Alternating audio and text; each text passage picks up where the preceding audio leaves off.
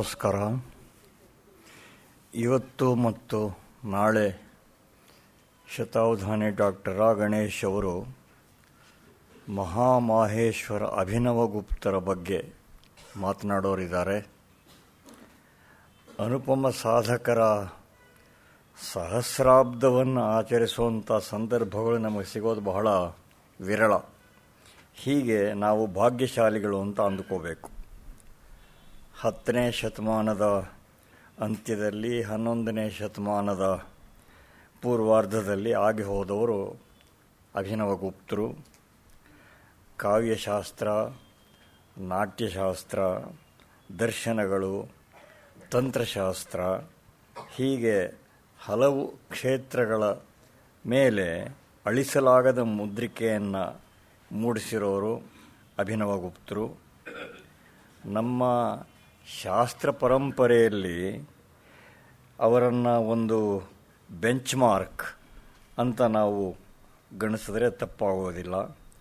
ಅವರಿಗೆ ಹಿಂದಿನ 1000 ವರ್ಷಗಳ ಚಿಂತನೆಗೆ ಆಕರವಾಗಿರುವಂತೆ ಅವರು ಆಮೇಲಿನ 1000 ವರ್ಷಗಳ ದಾರ್ಶನಿಕ ಚಿಂತನೆಗೆ ಪಥದರ್ಶಕರು ಕೂಡ ಆದರು. ಸರ್ವತಂತ್ರ ಸ್ವತಂತ್ರ ಅನ್ನುವ ಉಪಾಧಿಗೆ ಪಾತ್ರರಾದವರು ನಮ್ಮ ಪರಂಪರೆಯಲ್ಲಿ ಅಭಿನವಗುಪ್ತರು, ಕ್ಷೇಮೇಂದ್ರ, ಅಪ್ಪಯ್ಯ ದೀಕ್ಷಿತರು ಮೊದಲಾದ ಕೆಲವರು ಬೆರಳೆಣಿಕೆಯಷ್ಟೇ ನೆನಪಾಗ್ತಾರೆ. ವಿಶೇಷ ಅಂದರೆ ಅಭಿನವಗುಪ್ತರು ಕೇವಲ ದಾರ್ಶನಿಕರಷ್ಟೇ ಆಗಿರಲಿಲ್ಲ. ತಾವು ಪ್ರತಿಪಾದಿಸಿದ ತಂತ್ರಶಾಸ್ತ್ರವನ್ನು ಅನುಸಂಧಾನದಲ್ಲಿಯೂ ಕೂಡ ಅವತರಿಸಿಕೊಂಡ ಉನ್ನತ ಸಾಧಕರು ಅವರಾಗಿದ್ದರು. ಹೀಗೆ ಅವರು ಪ್ರತ್ಯಭಿಜ್ಞಾ ದರ್ಶನದ ವ್ಯಾಖ್ಯಾಕಾರರಷ್ಟೇ ಅಲ್ಲದೆ ಸ್ವಯಂ ಅದಕ್ಕೆ ದೃಷ್ಟಾಂತವೂ ಪ್ರಮಾಣವೂ ಕೂಡ ಆಗಿದ್ದಾರೆ. ಇದು ವಿಶೇಷ.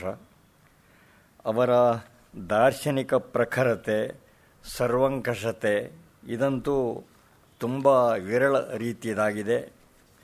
ಮನುಷ್ಯನ ಮೇಧಾಶಕ್ತಿ ಎಷ್ಟು ಎತ್ತರಕ್ಕೆ ಕ್ರಮಿಸಬಲ್ಲದು ಅನ್ನುವ ಒಂದು ಔಟರ್ ಲಿಮಿಟ್ ಅದನ್ನು ನಾವು ಅಭಿನವಗುಪ್ತರಲ್ಲಿ ಕಾಣಬಹುದು.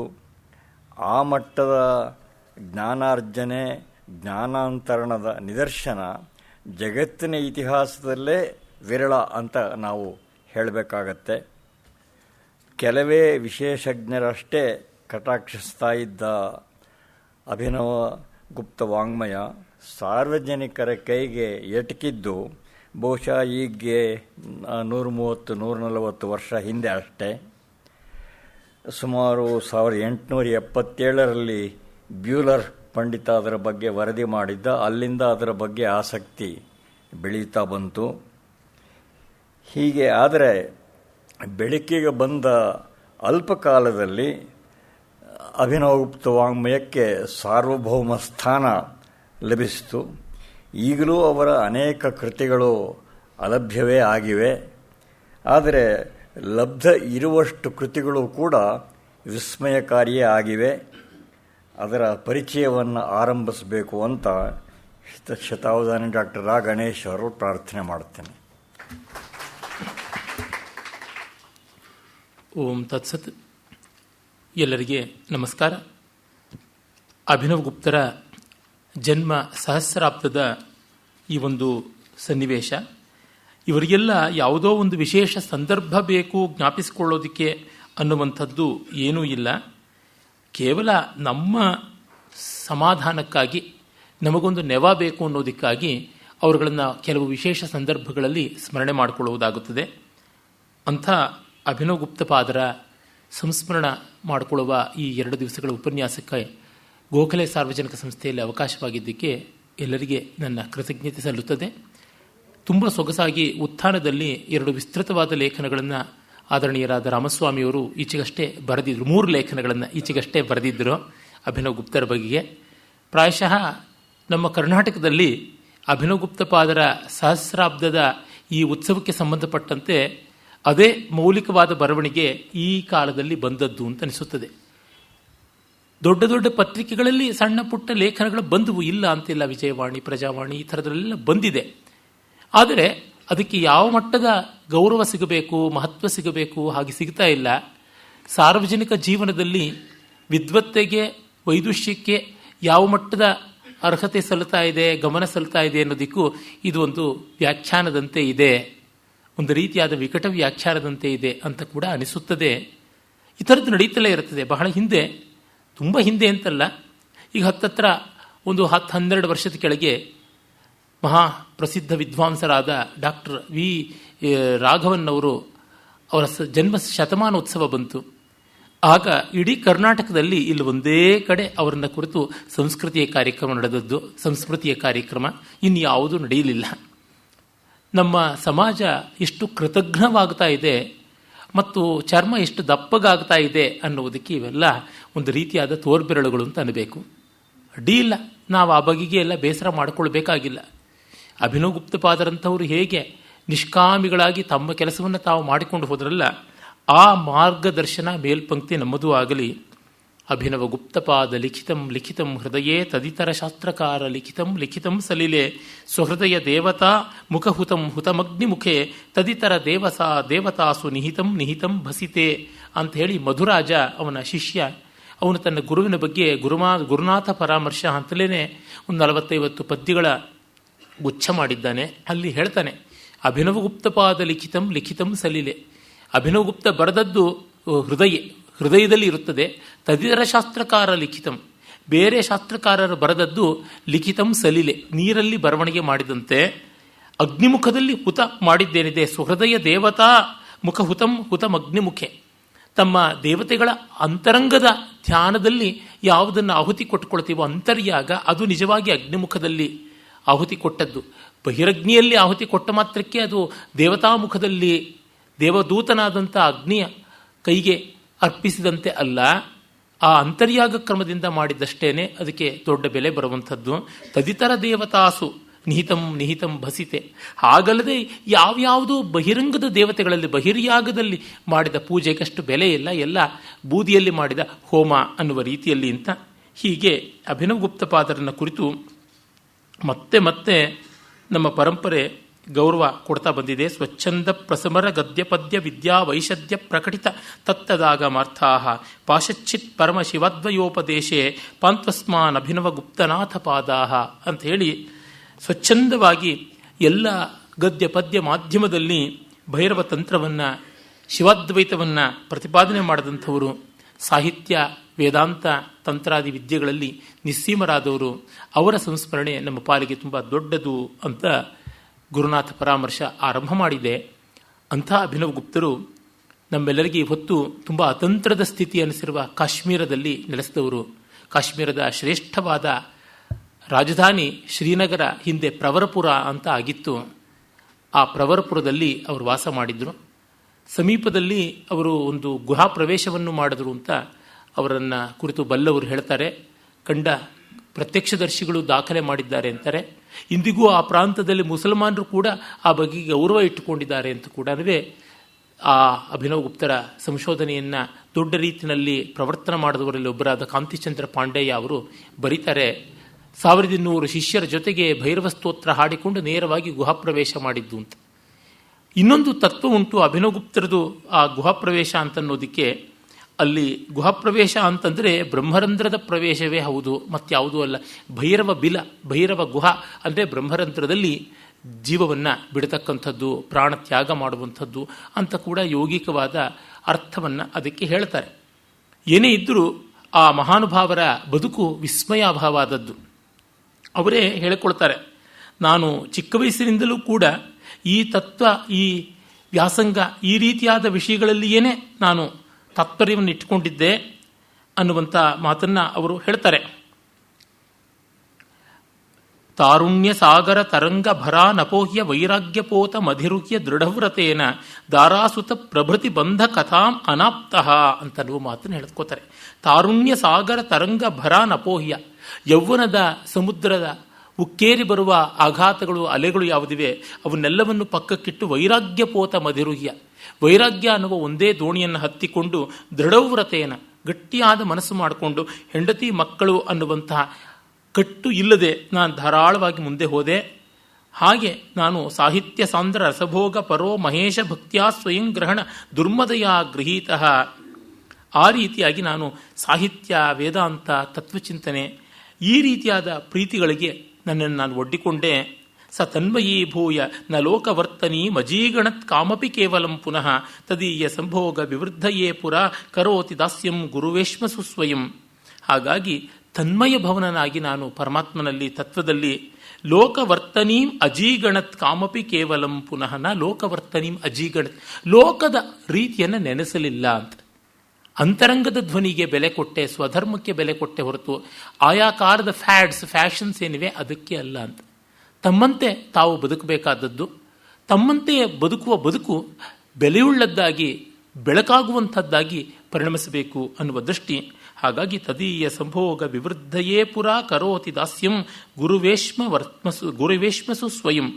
ಹಾಗಾಗಿ ತನ್ಮಯೀ ಭವನಕ್ಕಾಗಿ ನಾನು ನನ್ನ ಗುರುಗಳ ಮನೆಯಲ್ಲಿ ನೆಲೆಸಿದೆ. ಅಲ್ಲಿ ಹೇಳಿಕೊಳ್ಳುವ ರೀತಿ ನೋಡ, ತದೀಯ ಸಂಭೋಗ ವಿವೃದ್ಧಯೇ, ತನ್ನಲ್ಲಿ ತಾನು ನೆಲೆಯಾಗುವ, ತನ್ನ ಧರ್ಮವನ್ನು ತಾನು ಭೋಗಿಸುವ, ತಾನು ಅದರೊಳಗೆ ರತಿಯನ್ನು ಕಾಣುವ ಸ್ಥಿತಿಗಾಗಿ ಅಂತ. ಅಂದರೆ ವೈರಾಗ್ಯವನ್ನು ಆತ ಒಂದು ಶೃಂಗಾರದಂತೆ ಹೇಳುವುದು. ಈ ಅಭಿನವ ಗುಪ್ತನ ದಾರಿ ಸ್ವಲ್ಪ ಹೀಗೆ ಇರತಕ್ಕಂಥದ್ದು, ಎಷ್ಟೋ ಜನಕ್ಕೆ ಬೆಚ್ಚಿ ಬೀಳುವಂತೆ ಆಗತಕ್ಕಂಥದ್ದು ಉಂಟು. ಆತನ ಕೆಚ್ಚು ಬಹಳ ವಿಲಕ್ಷಣವಾದದ್ದು. ಹಾಗಾಗಿ ಇತಿ ಕಾಲ ತತ್ವ ಮುದಿತಂ ಶಾಸ್ತ್ರ ಮುಖಾಗಮ ನಿಜಾನುಭವ ಸಿದ್ಧಂ ಅಂತಲೇ ತಂತ್ರಾಲೋಕದಲ್ಲಿ ಹೇಳ್ತಾರೆ. ಶಾಸ್ತ್ರ, ಆಗಮ, ನಿಜ ಅನುಭವ ಇವೆಲ್ಲದರಿಂದ ಸಿದ್ಧವಾದದ್ದನ್ನು ನಾನು ಹೇಳ್ತೀನಿ ಅಂತ. ತುಂಬ ಆತ ತನ್ನ ತಂತ್ರಾಲೋಕಾದಿ ಗ್ರಂಥಗಳಲ್ಲಿ ಮತ್ತೆ ವಿಶೇಷವಾಗಿ ತಂತ್ರಾಲೋಕದಲ್ಲಿ ಹೇಳ್ಕೊಳ್ತಾರೆ. ಅಹಮಪ್ಯತಯೇವಾದ ಶಾಸ್ತ್ರದೃಷ್ಟಿ ಕುತೂಹಲಾತ್ ನಾಸ್ತಿಕ್ಯಾರ್ಹತ ಬೌದ್ಧಾದೀನ್ ಉಪಾಧ್ಯಾಯ ನ ಸೇವಿಷಂ. ನಾನು ಕೇವಲ ವಿದ್ಯಾ ಕುತೂಹಲದಿಂದ, ಶಾಸ್ತ್ರದೃಷ್ಟಿ ಕುತೂಹಲಾತ್, ತಿಳುವಳಿಕೆ ಬೇಕು ಅನ್ನೋ ಬಯಕೆಯಿಂದಲೇ ನಾಸ್ತಿಕ್ಯ, ಅರ್ಹತ, ಬೌದ್ಧ ಇತ್ಯಾದಿ ಎಲ್ಲವನ್ನ ಓದಿದೆ ಅಂತ. ಒಮ್ಮೆ ವ್ಯಾಸಂಗ ಮಾಡುವಲ್ಲಿ ಒಂದಿಷ್ಟು ತೆರೆದ ಮನಸ್ಸಿದ್ದು ಯಾವುದು ಸಾಧ್ಯವೋ ಅದನ್ನು ಓದಿಕೊಳ್ಳಬೇಕು. ಮೊದಲಿಗೆ ಆಗ್ರಹ ಕೂಡಿಕೊಂಡ್ರೆ ಬಹಳ ಕಷ್ಟವಾಗುತ್ತದೆ. ಅದನ್ನು ನಾನು ಮಾಡಲಿಲ್ಲ, ತೆರೆದ ಮನಸ್ಸಿನಿಂದ ನೋಡಿದೆ. ಏತೇ ಸೇವಾ ರಸವಿರಚಿತಾನುಗ್ರಹ ಶಾಸ್ತ್ರಸಾರಂ ಪ್ರೌಢಾದೇಶ ಪ್ರಕಟ ಸುಭಗಂ ಸ್ವಾಧಿಕಾರಂ ಕಿಲಾಸ್ಮೈ ಯತ್ ಸಂಪ್ರಾದುಹು ಅಂತನ್ನುವ ಮಾತನ್ನು ಹೇಳ್ಕೊಳ್ತಾರೆ. ಆಮೇಲೆ ಆತ ತನ್ನ ಪರಂಪರೆಯನ್ನು ಕೂಡ ವಿಶೇಷವಾಗಿ ಹೇಳ್ಕೊಳ್ತಾನೆ. ಆ ಹಿನ್ನೆಲೆಯನ್ನು ಒಂದೆರಡು ಮಾತುಗಳಲ್ಲಿ ನಾವು ನೋಡೋಣ. ಅವರು ಪೂರ್ವದಲ್ಲಿ ಈ ಗಂಗಾ ತೀರಕ್ಕೆ, ಕಾನ್ಯಕುಬ್ಜಕ್ಕೆ ಸೇರಿದವರಾಗಿದ್ದರು. ಆಮೇಲೆ ಉತ್ತರ ಭಾರತದಿಂದ ಕಾಶ್ಮೀರಕ್ಕೆ ಹೋಗಿದ್ದು ಅಂತ ಹೇಳ್ಬಿಟ್ಟಿದ್ವಿ. ಅತ್ರಿಗುಪ್ತ ಅಂತ ಒಬ್ಬ ದೊಡ್ಡ ವಿದ್ವಾಂಸ ಕಾನ್ಯಕುಬ್ಜದಲ್ಲಿ ಇದ್ದ. ಅವನನ್ನು ಸುಮಾರು 740 ಕ್ರಿಸ್ತ ಶಕದಲ್ಲಿ, ಅಂದರೆ ಸಾಮಾನ್ಯ ಶಕ ಅಂತ ಈಗೇನು ಕರಿತೀವಿ ಅದರೊಳಗೆ 8ನೇ ಶತಮಾನದಲ್ಲಿ ಲಲಿತಾದಿತ್ಯ ಅಂತ ಕಾಶ್ಮೀರದ ರಾಜ ಇದ್ದವನು, ಅವನು ಕರೀತಾನೆ. ಹಾಗಾಗಿ ಆತ ಅಲ್ಲಿಗೆ ಹೊರಡ್ತಾನೆ, ಅತ್ರಿಗುಪ್ತ. ಅಲ್ಲಿಂದ ಅವನು ಕಾನ್ಯಕುಬ್ಜದ ಗಂಗಾ ತೀರದ ಪ್ರದೇಶದಿಂದ ಪಿತಸ್ತಾ ನದಿ ತೀರದಲ್ಲಿ, ಝೀಲಂ ಅಂತ ಏನು ಕರೀತಾರೆ ಅದರ ತೀರದಲ್ಲಿದ್ದ ಪ್ರವರಪುರಕ್ಕೆ ಹೋಗ್ತಾನೆ. ಅಲ್ಲಿ ಶೀತಾಂಶುಮಾಲಿ ಅಂದರೆ ಶಿವ ಅಂತ ಹೆಸರು. ಶೀತಾಂಶು ಅಂತಂದರೆ ಚಂದ್ರ. ಶೀತಾಂಶವನ್ನು ಅಲಂಕಾರವಾಗಿ ಮಾಡಿಕೊಂಡಿರ್ತಕ್ಕಂಥವನು ಶೀತಾಂಶುಮಾಲಿ. ಆ ಚಂದ್ರಶೇಖರನ ದೇವಸ್ಥಾನದ ಬಳಿಯಲ್ಲಿ ಅದರ ಎದುರಿಗೆ ಮನೆಯನ್ನು ಮಾಡಿಕೊಟ್ಟ ಅಂತ ಹೇಳಿಬಿಟ್ಟು, ಅಲ್ಲಿಂದ ಆ ಪರಂಪರೆಯಲ್ಲಿ ಬಂದವನು ವರಾಹಗುಪ್ತ ಅಂತಕ್ಕಂಥವನು. ಆಮೇಲೆ ಅಲ್ಲಿ ಬಂದಂಥವನು, ಇವರೆಲ್ಲ ಶೈವ ಬ್ರಾಹ್ಮಣರು. ಇವರ ತಂದೆ ನರಸಿಂಹಗುಪ್ತ. ಆತನಿಗೆ ಚುಕುಲಕ ಅಂತ ಕಾಶ್ಮೀರದ ಪ್ರಾದೇಶಿಕವಾದ ಹೆಸರು ಕೂಡ ಇತ್ತು ಅಂತ ಗೊತ್ತಾಗುತ್ತದೆ. ಮತ್ತು ಇವನ ತಾಯಿಯ ಹೆಸರು ವಿಮಲಕಲಾ ಅಂತ ಗೊತ್ತಾಗುತ್ತದೆ.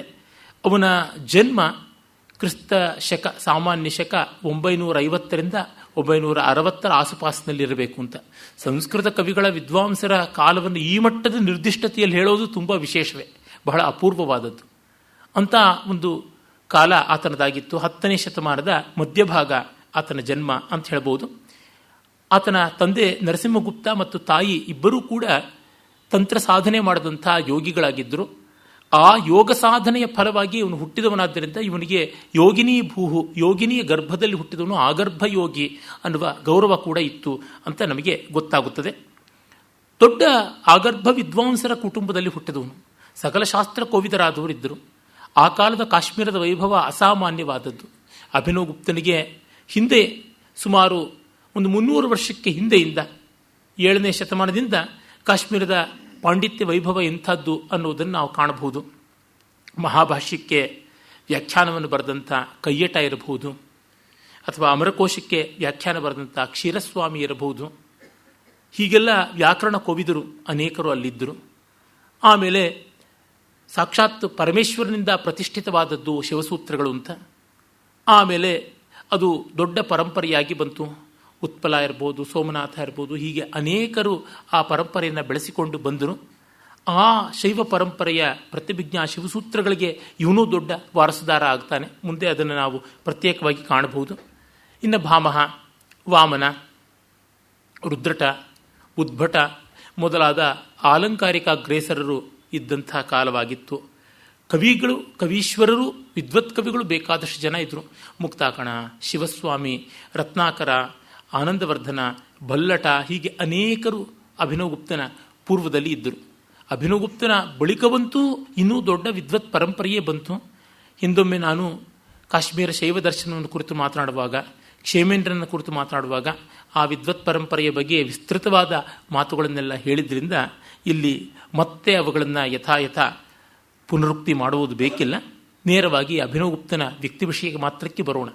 ಅವನೊಂದು ದೊಡ್ಡ ವಿದ್ವತ್ ಪರಂಪರೆಯ ವಿದ್ವತ್ ಪ್ರಭಾವಲಯದ ಹಿನ್ನೆಲೆಯಲ್ಲಿ ಹುಟ್ಟಿ ಬಂದವನು. ಆವರೆಗಿನ ತಿಳುವಳಿಕೆ ಏನಿತ್ತು ಅದೆಲ್ಲವನ್ನೂ ತನ್ನಲ್ಲಿ ಆತ್ಮಸಾತ್ತಾಗಿಸಿಕೊಂಡ. ಮುಂದಿನ ಎಷ್ಟೋ ತಿಳುವಳಿಕೆಗೆ, ಚರ್ಚೆಗೆ ಅವನು ಉದ್ಗಮವೂ ಆದ. ನೋಡಿ, ಅಲ್ಲಿವರೆಗೂ ಈ ಬಗೆಯ ವೇದಾಂತವನ್ನು, ಆಗಮವನ್ನು, ತಂತ್ರವನ್ನು ಒಂದು ಮಾತಿನಲ್ಲಿ ಹಿಡಿತಕ್ಕಂಥವರು ಇದಿರಲಿಲ್ಲ. ಆ ಕೆಲಸವನ್ನು ಅಭಿನವಗುಪ್ತ ಮಾಡ್ದ, ಯತ್ನಿಸಿದ. ಮುಂದೆ ಅದೇ ಒಂದು ದೊಡ್ಡ ಚಿಲುಮೆಯಾಗಿ ಬೆಳೆದ ಬಂತು. ಅದರ ಹಿಂದಿನ ಒಂದು ಯುಗಧರ್ಮವನ್ನೆಲ್ಲ ನೋಡಿದರೆ ಯಾವ್ಯಾವ ದೊಡ್ಡ ದೊಡ್ಡ ಶಿಖರಗಳ ಜೊತೆಗೆ ಅಭಿನವಗುಪ್ತ ನಿಲ್ತಾನೆ ಅಂತಕ್ಕಂಥದ್ದನ್ನು ಕಾಣಬಹುದು.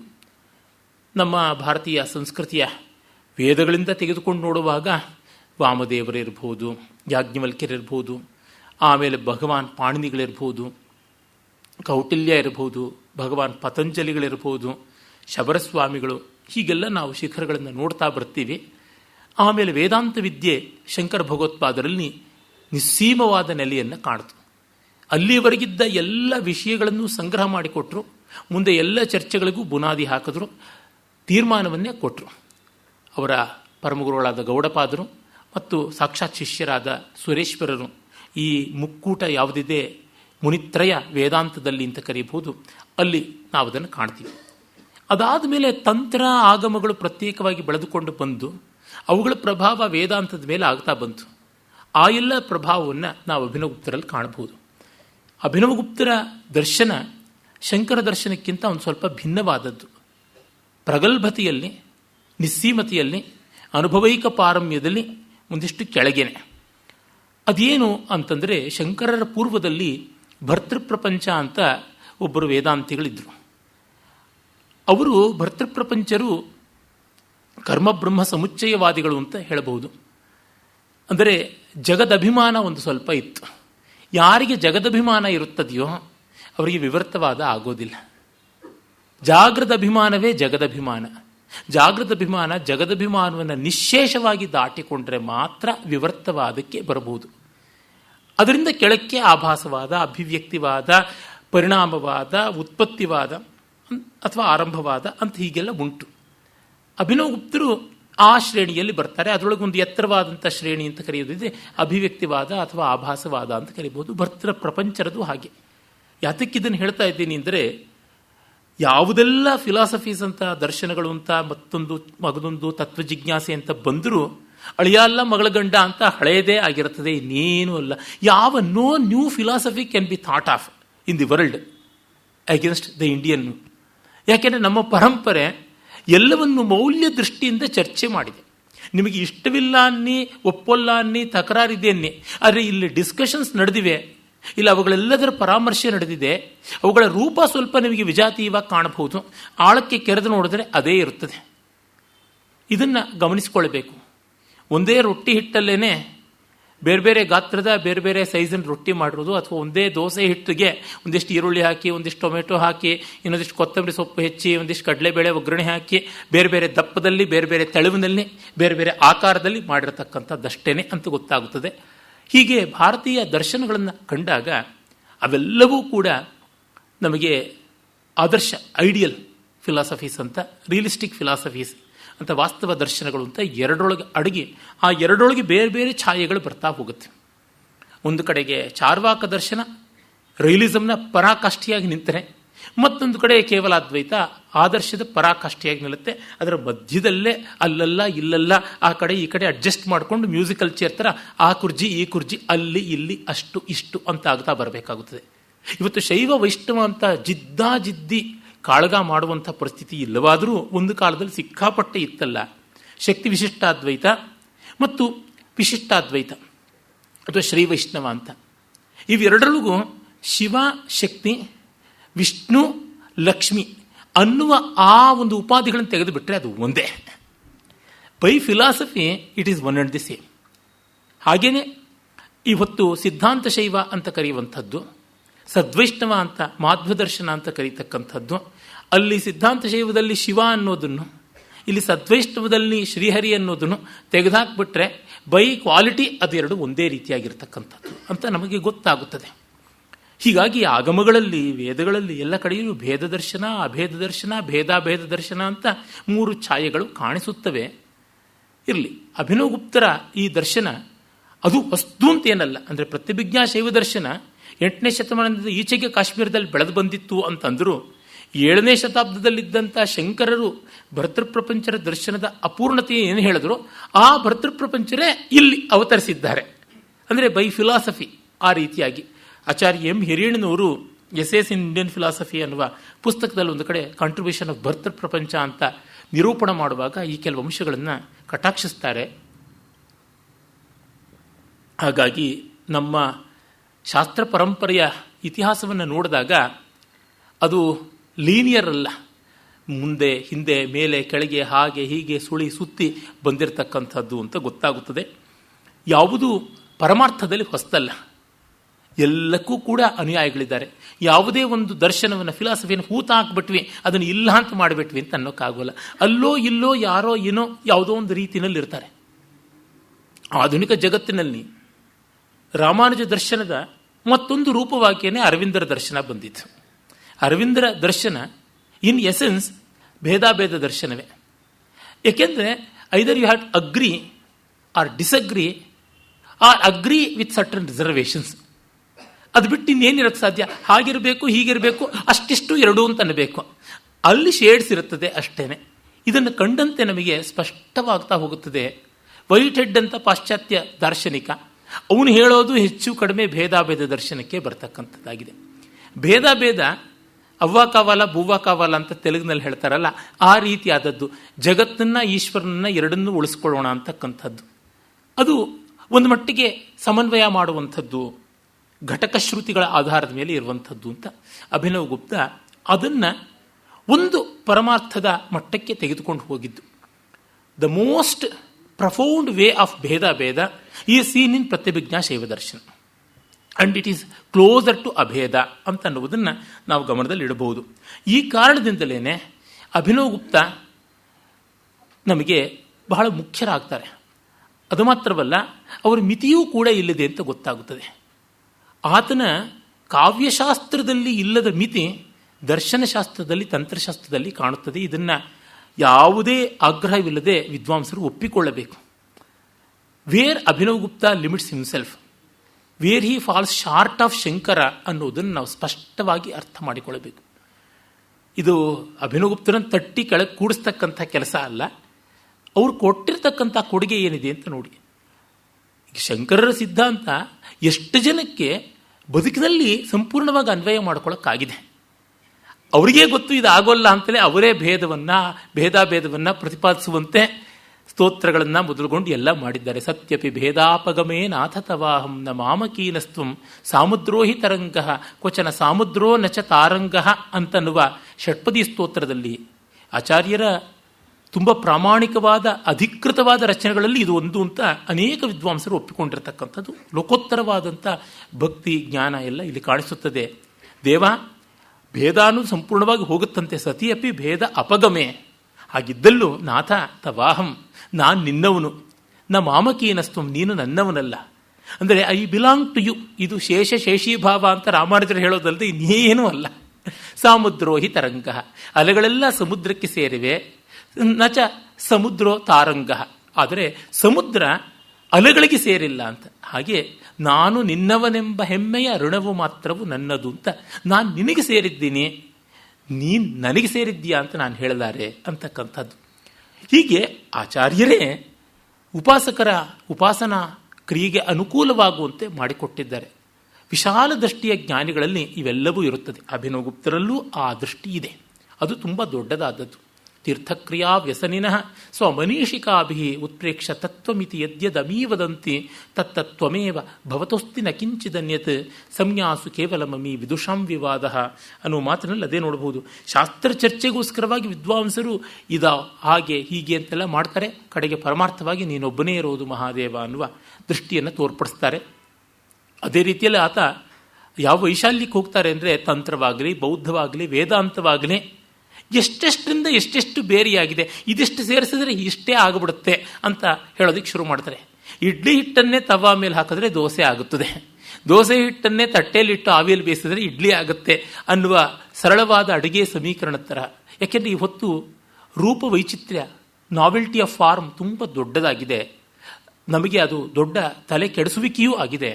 ಆ ಸಂದರ್ಭದಲ್ಲಿ ನಾಮರೂಪಗಳಿಗೆ ಅತೀತವಾದ ದ್ರವ್ಯದ ಸಚ್ಚಿದಾನಂದ ಘನದ ಅದ್ವಿತೀಯತ್ವ ಏನಿದೆ, ಅಭೇದತ್ವ ಏನಿದೆ, ಸಾಮರಸ್ಯ, ಅದನ್ನು ಕಾಣಬೇಕು. ಅದನ್ನು ಕಾಣಿಸುವ ಕೆಲಸವನ್ನು ಪಾಪ ಮಾಡ್ತಾರೆ. ಇರಲಿ, ಹೀಗೆಲ್ಲ ನಡೆಸಿಕೊಂಡು ಹೋಗುವಂಥ ಒಂದು ವೈಶಾಲ್ಯ ವಿದ್ವತ್ತೆ ಅಭಿನವಗುಪ್ತರು ಪಡ್ಕೊಂಡ್ರು. ಶಂಕರರು, ಅವರ ಪರಮಗುರುಗಳು, ಶಿಷ್ಯರು ಅವರು ಒಂದು ಮಾಡಿದ್ದು ಶುದ್ಧ ವೇದಾಂತ ಪ್ರಕ್ರಿಯೆ ಅನುಭವೈಕ ನಿಷ್ಠವಾದದ್ದಾಯಿತು. ಆದರೆ ಅದೂ ಇಡಬೇಕು, ಇದೂ ಇಟ್ಕೋಬೇಕು, ನಮಗೆ ಎಲ್ಲ ನಂಟು ಗಂಟು ಎಲ್ಲವನ್ನು ಉಳಿಸ್ಕೊಳ್ಬೇಕು ಅಂತಿರುತ್ತಲ್ಲ, ಅವರಿಗೆ ಅಭಿನವಗುಪ್ತರಾಗ್ತಾರೆ. ಕಟ್ಟ ಕಡೆಗೆಲ್ಲ ಕಿತ್ತೊಗೆಯಬೇಕು, ಕಂತೆಗಳ ಕಿತ್ತೊಗೆಯೋ ಮಂಕುತಿಮ್ಮ ಮಾಡಿಕೊಳ್ಳೇಬೇಕು. ಹಾಗಾಗೋಲ್ಲ ಅಂದರೆ ನಿಮಗೊಂದು ಸೋಪಾನ ಕ್ರಮವಾಗಿ ಇದು ಉಂಟು ಅನ್ನುವುದು ಮುಂದೆ ನಾವು ನೋಡೋಣ. ಅಭಿನವಗುಪ್ತರ ದರ್ಶನ ಯಾವ ರೀತಿಯಾದದ್ದು ಅಂತ ಹೀಗೆ ಮಾಡಿಕೊಂಡಿದ್ದಾರೆ. ಆಮೇಲೆ ಸೌಂದರ್ಯಕ್ಕೂ ತತ್ವಕ್ಕೂ ಇರುವ ಸಂಬಂಧ ಎಂಥದ್ದು ಅನ್ನೋದನ್ನು ಹಿಂದಿನ ದಾರ್ಶನಿಕರು, ಅವರು ಶಂಕರರೇ ಇರಬಹುದು, ಅಭಿನವಗುಪ್ತರ ಸಾಮಯಿಕರೇ ಆದಂತಹ ರಾಮಾನುಜರೇ ಇರಬಹುದು, ಇವರು ಯಾರೂ ಚರ್ಚೆ ಮಾಡಿಲ್ಲ.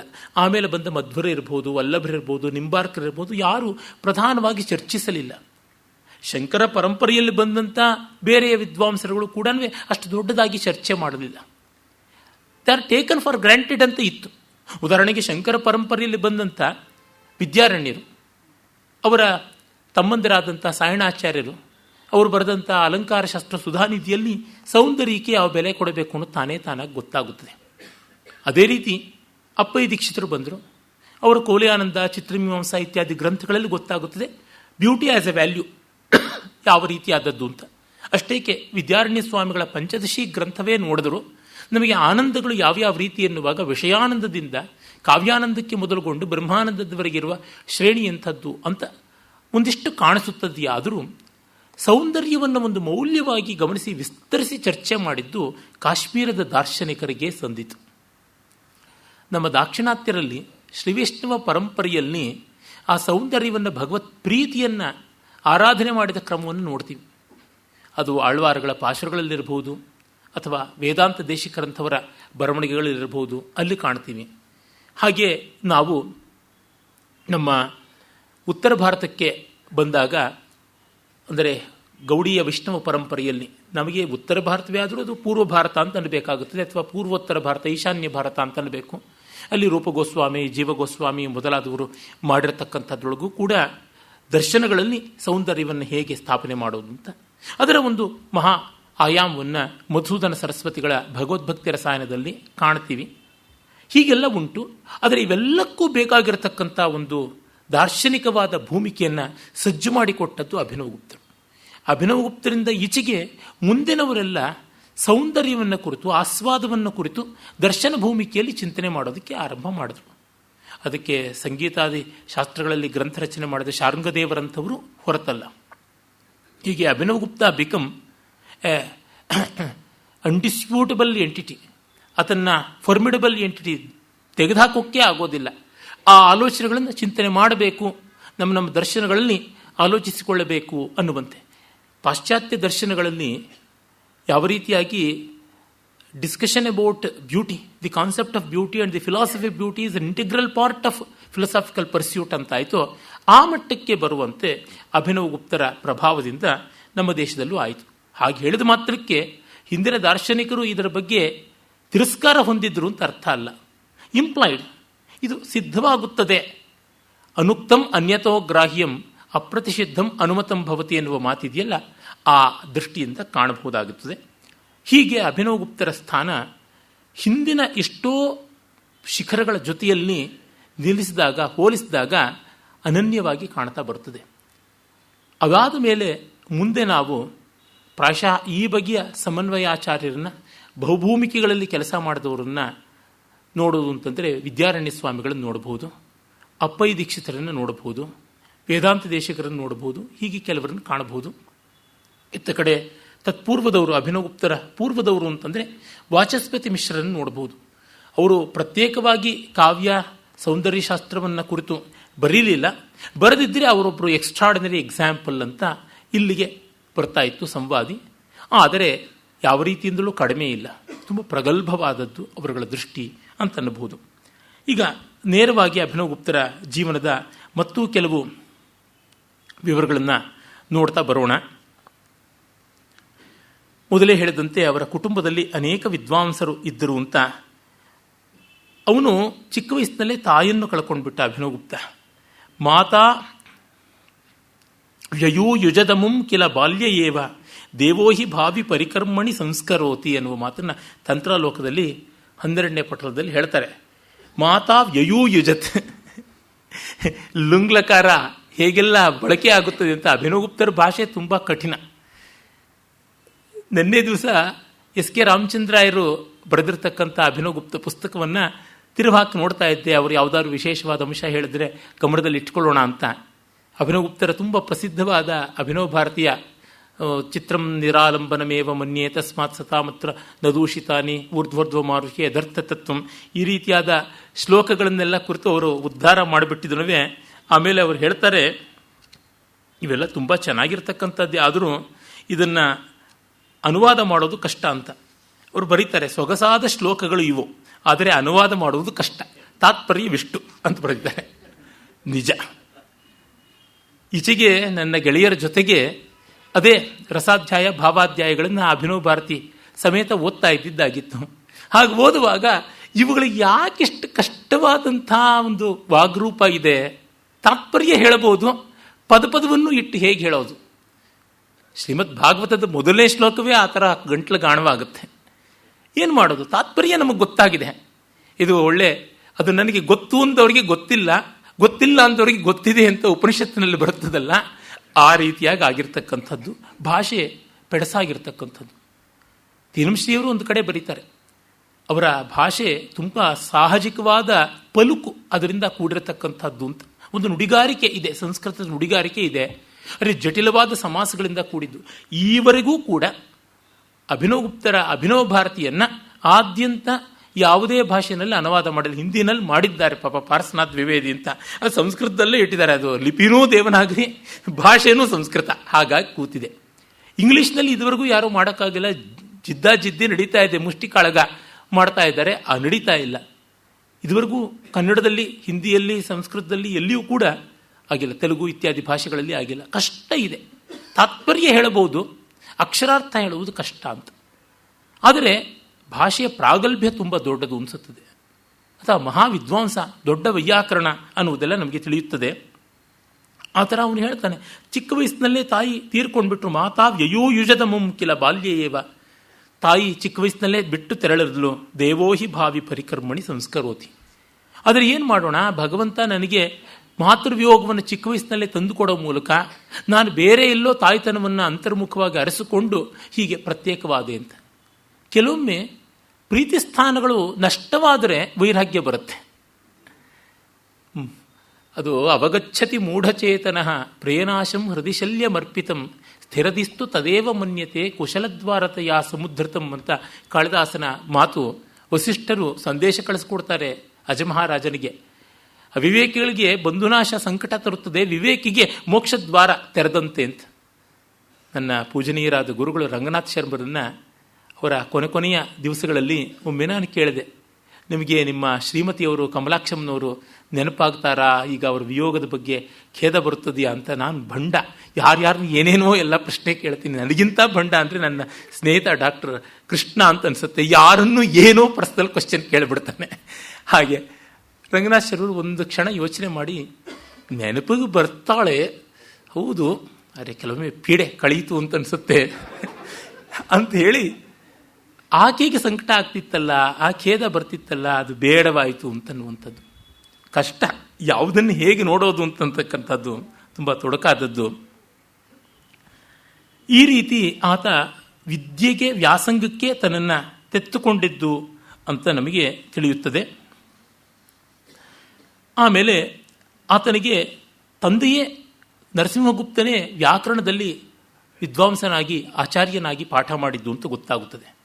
ಎಷ್ಟೋ ಜನ ತಂದೆಯಿಂದ ಚೆನ್ನಾಗಿ ವಿದ್ಯೆ ಕಲಿಯೋಲ್ಲ, ಕೆಲವರು ತುಂಬ ಚೆನ್ನಾಗಿ ಕಲಿತಾರೆ. ನಮ್ಮ ಜಗನ್ನಾಥ ಪಂಡಿತ ರಾಜ ಇದ್ದಾರಲ್ಲ, ತಮ್ಮೊಂದೇ ಪೇರು ಭಟ್ಟಾಕ್ಯಂ ಲಕ್ಷ್ಮೀಕಾಂತಂ ಮಹಾಗುರುಂ ಅಂತ ತಂದೆಯಿಂದಲೇ ಎಲ್ಲವನ್ನೂ ಕಲಿತೆ. ಪಾಷಾಣಾದಪಿ ಪೀಯೂಷಂ ಸ್ಯಂದತೆ ಪ್ರಭಾವತಃ ಅಂತ. ಅದೇ ರೀತಿ ನಮ್ಮ AR ಕೃಷ್ಣಶಾಸ್ತ್ರಿಗಳು ತಮ್ಮ ತಂದೆ ರಾಮಕೃಷ್ಣ ಶಾಸ್ತ್ರಿಗಳಿಂದ ವ್ಯಾಕರಣ ಕಲಿತಿದ್ದು. ಅಮರಕೋಶ ಕಲಿಸೋಕೆ ಬದಲಾಗಿ ಪಾಣಿನ ಸೂತ್ರಗಳನ್ನೇ ಬಾಯ್ಪಾಠ ಮಾಡಿಸಿದ್ರಂತೆ, ಬುದ್ಧಿವಂತ ಮಗ ಅಂತ ಹೇಳಿಬಿಟ್ಟು. ಅವ್ರಿಗೂ ಚಿಕ್ಕ ವಯಸ್ಸಿನಲ್ಲೇ ತಾಯಿ ಇರಲಿಲ್ಲ. ಹಾಗೆ ಅಭಿನವ ಗುಪ್ತರು ತಂದೆಯಿಂದ ವ್ಯಾಕರಣವನ್ನು ಕಲಿತುಕೊಂಡ್ರು. ಮತ್ತು ವಾಮನಾಥ ಅನ್ನುವ ಒಬ್ಬ ವಿದ್ವಾಂಸರಿಂದ ದ್ವೈತಾದ್ವೈತ ತಂತ್ರಗಳನ್ನು ಅಭ್ಯಾಸ ಮಾಡಿದ್ರು. ತಂತ್ರಶಾಸ್ತ್ರಗಳಲ್ಲಿ ದ್ವೈತವಿದೆ, ಅದ್ವೈತವಿದೆ, ವಿಶಿಷ್ಟಾದ್ವೈತವೂ ಇದೆ. ಪ್ರಾಯಿಕವಾಗಿ ಶೈವ ವೈಷ್ಣವ ಶಾಸ್ತ್ರಗಳಲ್ಲಿ 3 ಪ್ರಕಾರ ಉಂಟು. ಶಾಕ್ತ ಶಾಸ್ತ್ರಗಳು, ಶಾಕ್ತ ತಂತ್ರಗಳು ಮಾತ್ರ ಆದ್ಯಂತವಾಗಿ ಅದ್ವೈತ ಪರವಾದದ್ದು. ಆಮೇಲೆ ಭೂತಿರಾಜತನಯ ಅಂತ ಒಬ್ಬ ವಿದ್ವಾಂಸರಲ್ಲಿ ಶೈವ ಸಮಯ, ಶೈವಾಚಾರವನ್ನು ಅಭ್ಯಾಸ ಮಾಡಿದ್ರು. ಮತ್ತು ಬ್ರಹ್ಮವಿದ್ಯೆಯನ್ನು ಕಲಿತುಕೊಂಡ್ರು. ಲಕ್ಷ್ಮಣಗುಪ್ತ ಅವರಲ್ಲಿ ಕಾರ್ಮಣ ಅಂದರೆ ಮಲ 3 ವಿಧವಾಗಿ ಅಂತ, ಜೀವಕ್ಕೆ ಮಲ ಆಣವ, ಕಾರ್ಮಣ, ಮಾಯೀಯ ಅಂತ. ಅಣು ಸಂಬಂಧಿಯಾಗಿ ಅಂದರೆ ಜೀವದಲ್ಲಿ ಒಂದು ಸ್ಥಿತಿ ಆಣವ, ಮತ್ತೊಂದು ಸ್ಥಿತಿ ಕಾರ್ಮಣ ಅಂದರೆ ಜೀವದ ವ್ಯಕ್ತಿಗತವಾದಂಥ ಸ್ಥಿತಿ ಆಣವ ಮಲ, ಅದೊಂದು ಅವಿದ್ಯೆಯ ಲೇಷ. ಇನ್ನು ಅದರ ಚಟುವಟಿಕೆಯಿಂದ ಬರ್ತಕ್ಕಂಥದ್ದು ಕಾರ್ಮಣ ಅಂತ. ಮತ್ತೆ ಜಗತ್ತಿಗೆ ಸಂಬಂಧಪಟ್ಟಂತಿರ್ತಕ್ಕಂಥದ್ದು ಮಾಯೀಯ ಅಂತ ಹೇಳ್ತಾರೆ. ಆ ಎಲ್ಲ ದರ್ಶನಗಳನ್ನು ಅಭ್ಯಾಸ ಮಾಡಿದ್ರು. ಹಾಗೆ ಅದೇ ತ್ರಿಕದರ್ಶನ ಅಂತ ಪಶು, ಪತಿ, ಪಾಶ ಅಂತಲೂ ಕೂಡ ಹೇಳ್ತಾರೆ. ಜಗತ್ತೇ ಪಾಶ, ಜೀವರಾಶಿಗಳೇ ಪಶುಗಳು, ಪರಮಾತ್ಮನೇ ಪಶುಪತಿ.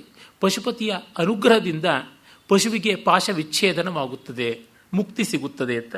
ಭಟ್ಟೇಂದುರಾಜ ದೊಡ್ಡ ವಿದ್ವಾಂಸ, ಆತನ ಬಳಿಯಲ್ಲಿ ಧ್ವನಿತತ್ವವನ್ನು ಅಭ್ಯಾಸ ಮಾಡಿದ್ರು, ಆಗಮಶಾಸ್ತ್ರಗಳನ್ನೂ ಓದಿದ್ರು ಅಂತ ಹೇಳ್ತಾರೆ. ತನ್ನ ಗುರುವನ್ನು ಕಾಳಿದಾಸಾದಿಗಳಿಗೆ ಸಮಾನರಾದಂಥ ಮಹಾಕವಿ ಅಂತೂ ಕೂಡ ಬರೀತಾರೆ ಅಭಿನವ ಭಾರತಿನಲ್ಲಿ. ಅವರ ಕಾವ್ಯ ಸಿಗದೇ ಇರೋದ್ರಿಂದ ಮತ್ತು ಸಿಕ್ಕಿರ್ತಕ್ಕಂಥ ಪದ್ಯಗಳಲ್ಲಿ ಏನು ಅಂಥ ದೊಡ್ಡ ಬೆಳಕು ಕಾಣದೇ ಇರೋದ್ರಿಂದ ಇದು ಸತ್ಯವಾ ಗುರುಗಳ ಮೇಲಿನ ಅಭಿಮಾನವಾ ತೀರ್ಮಶ್ರೀಯವರು ಬರೀತಾರೆ. ಇಲ್ಲಿ ಅಭಿನವಗುಪ್ತರ ವಿಮರ್ಶನ ಶಕ್ತಿ ಲೋಪವಾಯಿತೋ ವಾಸ್ತವ ಏನಿದೆಯೋ ನಮಗೆ ಗೊತ್ತಿಲ್ಲ ಅಂತ ಬರೀತಾರೆ.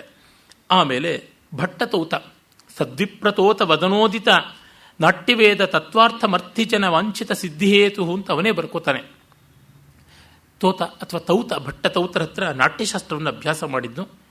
ಆಮೇಲೆ ಇವರು ಚಿಕ್ಕಪ್ಪ ವಾಮನಗುಪ್ತ ಅಂತ ಇದ್ದರು, ಅವರ ಹತ್ರವೂ ಅವರು ಬಾಲ್ಯದ ಎಷ್ಟೋ ಪಾಠಗಳನ್ನು ಹೇಳಿಸ್ಕೊಂಡಿದ್ರು ಅಂತ ಗೊತ್ತಾಗುತ್ತದೆ. ಆಮೇಲೆ ಜಲಂಧರ್ ಅಂತ ಯಾವ ಜಾಗ ಇದೆ ಇವತ್ತು ಉತ್ತರ ಭಾರತದಲ್ಲಿ, ಪಂಜಾಬಿನ ಆಸುಪಾಸಿನ ಒಂದು ಪ್ರದೇಶ, ಅಲ್ಲಿ ಹೋಗಿ ಕೌಲಿಕ, ಕೌಲ ಅಂದರೆ ಕುಲ ಸಂಬಂಧಿ ಆದದ್ದು ಕೌಲ, ಕೌಲಕ್ಕೆ ಸಂಬಂಧಪಟ್ಟದ್ದು ಕೌಲಿಕ, ಕುಲಕ, ಕುಲಿಕ, ಕೌಲಿಕ ಅಂತ ಹೇಳ್ಬೋದು. ಕುಲವಿದ್ಯೆ ಅಂತ ತಂತ್ರವಿದ್ಯೆಯನ್ನು ಕರೀತಾರೆ, ಅದು ರಹಸ್ಯ ಅಂತ. ವೇದಗಳೆಲ್ಲ ವಾರವಧೂರಿವ ಅಂತ, ವೇದಗಳೆಲ್ಲ ವೇಶ್ಯ ವನಿತೆಯರ ಥರ ಎಲ್ಲರಿಗೂ ಸಿಕ್ಬಿಡುತ್ತವೆ. ಅರೆ ತಂತ್ರವಿದ್ಯೆ ಗೃಹಿಣಿ ಇದ್ದಂತೆ ಕುಲವಧೂರಿವ, ತುಂಬ ಗುಟ್ಟು, ಯಾರಿಗೂ ಸಿಗೋದಿಲ್ಲ, ಯಾರೋ ಅಧಿಕಾರಿಗಳಿಗೆ ಮಾತ್ರ ಸಿಗ್ತಕ್ಕಂಥದ್ದು ಅಂತ ತಂತ್ರಗಳು ಹೇಳ್ಕೊಳುತ್ತೆ. ಅವರವ್ರ ಬ್ರ್ಯಾಂಡನ್ನು ಅವರವರು ಖ್ಯಾಪನ ಮಾಡಿಕೊಳ್ಳಲೇಬೇಕಲ್ವ. ಆಕಾಶ ನೋಡೋದಕ್ಕೆ ನೂಕು ನುಗ್ಗಲ ಅಂತ, ಪರಮಾರ್ಥಕ್ಕೆ ಯಾವ ಗುಟ್ಟು ಇಲ್ಲ, ನಮಗೆಲ್ಲ ಗೊತ್ತಿರತಕ್ಕಂಥದ್ದೇ ಆಗಿದೆ. ಅದನ್ನು ಚಿದಂಬರ ರಹಸ್ಯ ಅಂದರೆ ರಹಸ್ಯ ಇಲ್ಲ ಅನ್ನೋದೇ ರಹಸ್ಯ ಅಂತೀವಲ್ಲ, ಆ ರೀತಿಯಾಗಿ. ಆದರೆ ತಂತ್ರಾಗಮಗಳು ಸ್ವಲ್ಪ ಅಬ್ಬರ ಮಾಡುತ್ತವೆ, ತುಂಬ ಗುಟ್ಟು ಅಂತ. ಉಪನಿಷತ್ತನ್ನುವುದು ವಸ್ತುತಃ ರಹಸ್ಯ ಅನ್ನುವ ಅರ್ಥದಲ್ಲಿಯೇ ಇದೆ. ಹತ್ತಿರ ಕೂತ್ಕೊಂಡು ಮಾತಾಡುವುದು ಅಂತ ಅದರ ತಾತ್ಪರ್ಯವೇ ಆಗಿದ್ರು, ಶಬ್ದಾರ್ಥವೇ ಆಗಿದ್ರು, ಉಪನಿಷತ್ ಅಂದರೆ ರಹಸ್ಯ ಅನ್ನುವ ಅರ್ಥ ಉಂಟು.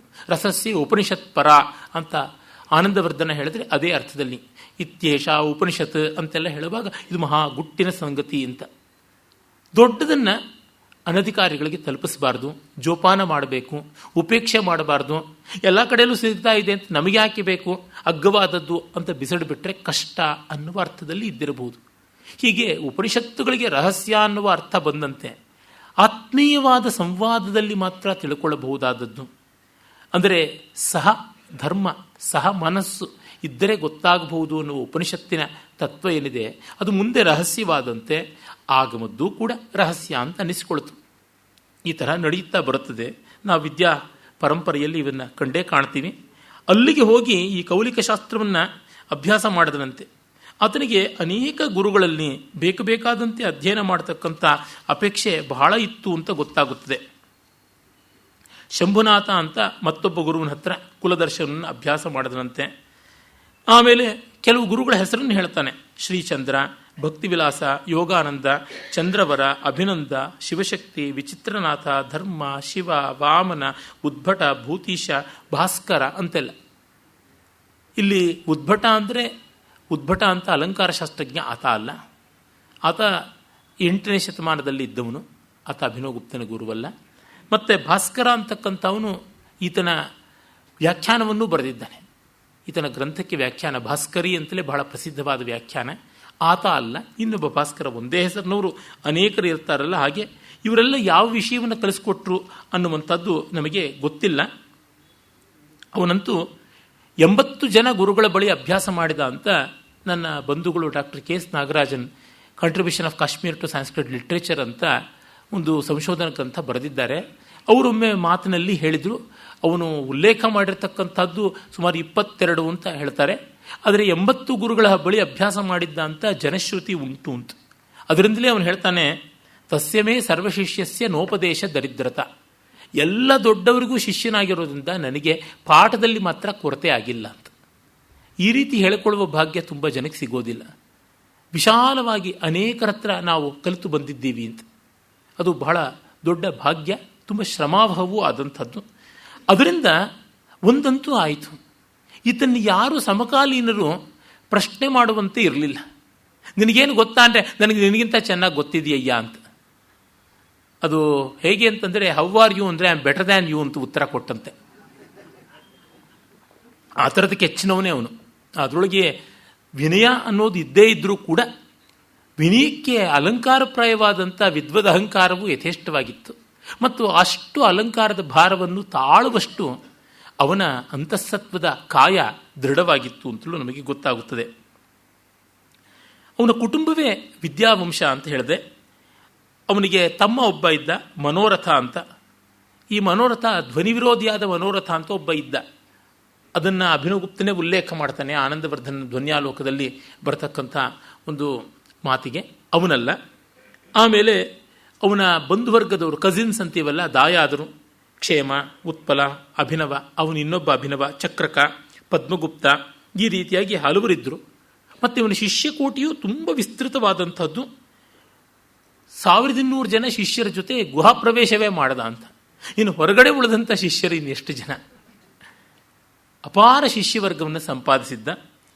ಅದರೊಳಗೆ ಗ್ರಂಥಕಾರರಾಗಿ ಬಹಳ ಪ್ರಸಿದ್ಧಿಯನ್ನು ಪಡೆದಂಥ 16 ಜನ ಶಿಷ್ಯರಿದ್ದಾರೆ. ಬಹಳ ದೊಡ್ಡವರಾದಂಥ ಶಿಷ್ಯರು. ಆ ಶಿಷ್ಯ ಕೋಟಿಯ ಭಾಗ್ಯ ತುಂಬ ದೊಡ್ಡದು ಅಂತ ಅನಿಸುತ್ತದೆ. ಅವನ ಶಿಷ್ಯರಲ್ಲಿ ಕ್ಷೇಮರಾಜ ಒಬ್ಬ.